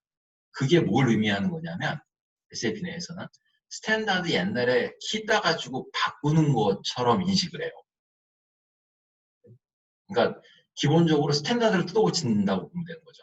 그럼 우리 스탠다드 안 뜯어고치고 그 Z로 카피하고 난 다음에 그거 뜯어고쳤잖아요. 그런 형태가 되는 거죠. 그렇게 되면 얘가 Z로 바뀌는 순간 기본적으로 다른 데서 눌러가지고 스탠다드에 연결되어 있는 포인터들이 다 그걸로 바뀌어야 되는 겁니다. 점점 고쳐야 되게 늘어나죠. 그리고 그거 관련된 밑에 데이터 끌고 오는 오데이터 로직을 바꾸려고 그러면 그 밑에 붙어있는 아밥단에 있는 밑에 있는 CDS 뷰라든가 아니면 아밥 소스 RFC 펑션이라든가 이런 부분을 같이 고쳐줘야 되는 거죠. 그럼 결과적으로 어떻게 되냐면 로직과 UI를 같이 페어로 고쳐줘야 되는 거죠. 그래서 스탠다드에서 딴 쪽으로 딱 넘어가게 되는 순간에 건드려야 될 부분들이 되게 많아지고 그럼 그거에 대한 개발 히스토리라든가 이런 걸 갖다가 버전 관리해야 되는 거죠. 물론 BC 입장에서는 다 CTS 따놨기 때문에 다 넘어가는 것 같다 CTS만 관리하면 된다라고 하지만 모듈 입장에서는 뭘 뜯어고치고 어떻게 돼야 돼 히스토리가 있어야 되는 거죠. 그게 프로젝트의 산출문 형태로 나중에 정리가 돼야 범수가 되지 않겠습니까? 그런 식으로 이해를 해주시면 돼요. 그 다음에 SAP 구축형과 클라우드의 차이는 단순히 머신 차이밖에 없는 건가요? 클라우드에 올라갈 수 있는 솔루션이 차이가 있는 건가요? SAP 구축형을 SAP 용어로 하면 온프라미스라고 하고요. 그 다음에 SAP 클라우드는 SAP 클라우드라고 하는데, 제가 아까 여기 그 다른 사이트에서 이게 보여드리겠습니다. 여기 지금 아까 여기 하나 들어가가지고 아무거나 찍고서 보여드릴게요. 그러면 여기 보면 얘가 S4하나가 있고 S4하나 클라우드가 있잖아요. 아까처럼 모든 기능이 처음 나왔을 때 맨 처음에 온프라미스에서 된다라고 기능이 나오고요. 그 다음에 S4하나 클라우드 버전이 나오는데 두 가지가 있습니다. 하나는 하나 엔터프라이즈 클라우드라고 해가지고 핵이라고 하는 거 있죠. 그 클라우드가 하나 있고, 그거는 프라이빗 클라우드고요. 그 다음에 완전히 S4하나 클라우드가 따로 있어요. 옛날에 따지면 HCP라 그래가지고 그 부분에 대해서 온프라미스 버전 된다는 거 나오고, 그 다음에 핵 버전 나오고, 그 다음에 완전 날 클라우드 버전. 세 가지가 나옵니다. 버전이 약간 틀려요. 왜냐면 이게 인터페이스라든가 이런 거 왔다 갔다 거리는 부분에 커넥터라든가 이런 부분들이 약간 버전이 틀리게 돼 있습니다. 우리 S4하나를 갖다가 저쪽에 있는 클라우드로 버전을 쓰면 우리 그 디지털 뭐라고 그러죠? 그걸 갖다가 그 인터페이스 관련돼 가지고 라이센스 새로 사는 거 지금 하드되고 있는 거 전 이름이 기억이 안 나는데 그거에 대한 연결 커넥터라든가 이런 부분에 대한 핸들링하는 부분이 좀 틀립니다. 우리 온프라미스에서는 기계실 안에 있기 때문에 관련된 레가시 서버라든가 이런 걸 봤을 때 중간에 PO를 끼거나 뭘 했을 때 관련된 부분에 대해서 RFC 데스티네이션 그냥 뚫어주고 뭐 해주고 뭐 데스티네이션 호스트네임하고 IP하고 그 서버에다가 RFC EXE 설치를 해주고 그걸 연결만 해주면 됐잖아요. 근데 이게 클라우드에 있으면 관련된 커넥터 부분이 그 우리 클라우드 센터에서 빠져나올 때 아까 같은 그런 PO 같은 클라우드 센터에서 데이터 끌고 오는 그 중간이 뭐가 하나 더 있어요. 그 부분을 거쳐야 되기 때문에 그거에 관련된 인터페이스에 대한 부분이 특성을 타서 아까처럼 버전이 좀 틀립니다. 그래서 여기에 요게 지금 요게 위에 S4 하나만 되면은 이건 온프라미스에 S4. 여기 클라우드가 붙어 있으면 아까 S4 하나 클라우드 버전에서도 이거 관련된 PO를 쓸 수 있다는 거죠. 그렇게 이해를 해주시면 다른 것도 있나요? 채팅. 회사가 자체 개발 시스템을 운영 중인데요. ISV를 거치고 PI를 거치는 것이 필수일까요? 필수는 아닙니다. 이것도 히스토리 약간 말씀을 드리면 프로세스 이노베이션이라고 PI라고 그랬잖아요. 근데 1990년도 말하고 2000년도 초반까지는 기본적으로 PI를 하고 ERP를 하는 게 정석이었어요. 왜 그랬냐면 그전에는 ERP를 미리 쓰고 있거나 아니면은 예전에 레가시 시스템이 워낙 프로세스가 갖춰져 있지 않은 상태가 있기 때문에 이걸 갖다가 SAP 쪽의 표준 프로세서로 이걸 이쪽으로 계단이 너무 높아가지고 한 번에 못 올라가는 거죠. 그래서 이 중간에 계단을 3개를 올라 그래서 PI 작업을 갖다 놓고서 프로세스를 이노베이션을 해가지고 가다듬어가지고 SAP에 적용할 수 있게 프로세스를 좀 튼 다음에 그 다음에 SAP 세팅을 바꿨습니다. 근데 지금은 이미 내부적으로 PI 프로세스 이노베이션이라든가 이런 부분들에 이런 많이 돼 있기 때문에 사실 S4하나의 스탠다드 프로세스를 딱 놓고서 오히려 투비가 이렇게 되니까 우리 이걸 그냥 맞춰갈까? 라고 PI라든가 이런 자체적인 내부 정리 작업을 건너뛰는 프로젝트가 더 많습니다. 그리고 PI를 하고 난 다음에 꼭 해야 되기 때문에 PI 하는 작업 4, 5개월을 또 줄일 수가 있고요. 그래서 그걸 줄이는 방법이 두 가지가 있는데 하나는 PI를 연계를 해가지고 바로 PI 끝나는 결과물을 as is 분석 끝나는 걸로 연결받아가지고 프로젝트를 바로 하는 방법. 그러려면 PI 하는 회사랑 ERP 하는 구축하는 회사랑 같은 회사가 하면 좋겠죠. 근데 공공이라든가 딴 쪽 같은 경우에는 PI하고 구축하고 꼭 나눠서 해야 되는 제약 조건이 있는 회사들도 있어요. 1.5기업이라든가 이런 데서. 그럼 A라는 회사가 PI를 하고 B라는 회사가 구축을 해야 되는데 그러면 B라는 회사가 들어왔을 때 A라는 회사의 PI 산출물을 100% 믿지 않고 하기 때문에 여기서 관련된 소규모 PI라든가 조금 더 하거든요. 그런 거에서 이제 기간이 좀 늘어나는 거죠. 그리고 바뀌고. 그래서 SAP에서 레코멘데이션 하는 거는 사실 베스트 프랙티스라고 그래가지고 SAP가 갖고 있는 표준 프로세서에 관련된 걸 갖다 맞춰주시면 자연스럽게 PI가 됩니다. 라고 홍보를 많이 합니다.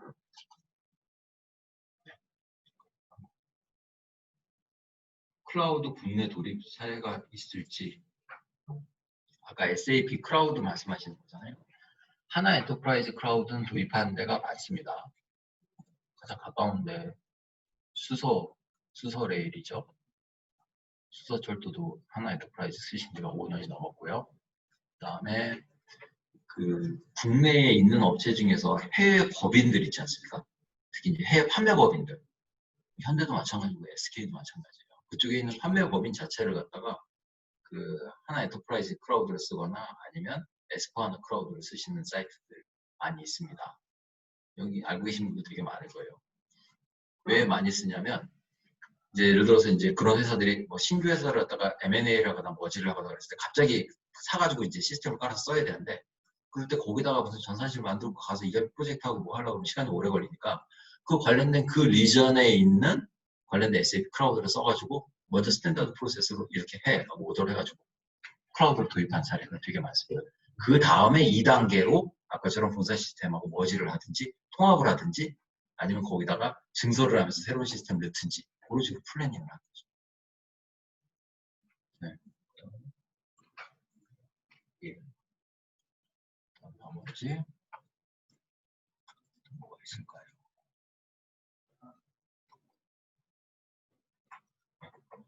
특별히 추가적으로 Q&A는 더 안 올라오는 것 같습니다. 첫 번째, 두 번째 시간보다 마지막 시간이 사실 이렇게 많은 분들이 들어온 것 같지는 않은데요. 그런 세 번째 시간에 애저 쪽 관련돼 가지고 좀 들으시다가 보셨는지 모르겠는데 일단은 오늘 웨비나는 관련된 부분에 대해서 ERP의 용체하고 그 다음에 왜 모든 기업이 ERP를 쓰는지 그리고 우리 레벨, 아까처럼 C레벨에서 많이 결정을 한다 그랬죠. 왜 모든 기업이 ERP를 갖다가 못해가지고 이렇게 죽고 사는지 이런 거에 대한 그 기저에 깔린 다른 사람들이 많이 안 얘기해주는 왜 그렇게 가는지 그렇게 보통 결정 나고 나서 프로젝트 들어가고 저는 프로세스 컨설턴트고 IT 유지보수부서는 위에서 결정 났으니까 우리 무조건 이거 해야 돼 이렇게 들어가서 사실 원론적인 부분에 대해서 좀 약한 부분이 많았는데 사실 이걸 알고 계시면 나중에 우리가 핸들링하는 진짜 현업이라든가 다른 쪽에서 도대체 이렇게 복잡하고 힘들고 이런 프로젝트를 왜 하는 거죠? 왜 우리는 이걸 하는 거죠? 라고 문의를 받았을 때 관련된 방향성이라든가 이런 부분에 대해서 명확하게 얘기해 드릴 수 있는 그런 기회가 됐으면 하고요. 또 딜로이트에서 이거 관련된 여러 가지 세션이라든가 이런 부분들 많이 진행할 예정으로 알고 있습니다. 그때 또 다시 뵀으면 좋겠습니다. 예, 저는 여기까지 말씀드리고 네, 마무리 멘트는 저희 황 인사님 하도록 하겠습니다. 네. 이제 마무리 인사 드리겠습니다. 저희 한 달 동안 웨비나에 관심 가져주시고 참여해주신 모든 분들에게 감사드리고요. 이렇게 끝까지 같이 해주셔서 너무 감사드립니다. 다음에 또 뵐 수 있기를 좀 희망하고 딜로이트에서는 빠른 시간에 여러분들의 의견을 반영해서 새로운 주제를 가지고 이렇게 라이브 러닝 웨비나로 인사를 드릴 수 있도록 준비하겠습니다. 이번 4회로 준비한 딜로이트 SAP 라이브 러닝의 발표 자료와 다시 보기 서비스는 저희가 준비가 되면 등록하신 메일로 안내를 드리도록 하겠습니다. 그동안 참여해 주신 분들께 감사드리고 또 유원주 강사님 그동안 고생 많으셨습니다. 네, 감사합니다. 또 뵙겠습니다.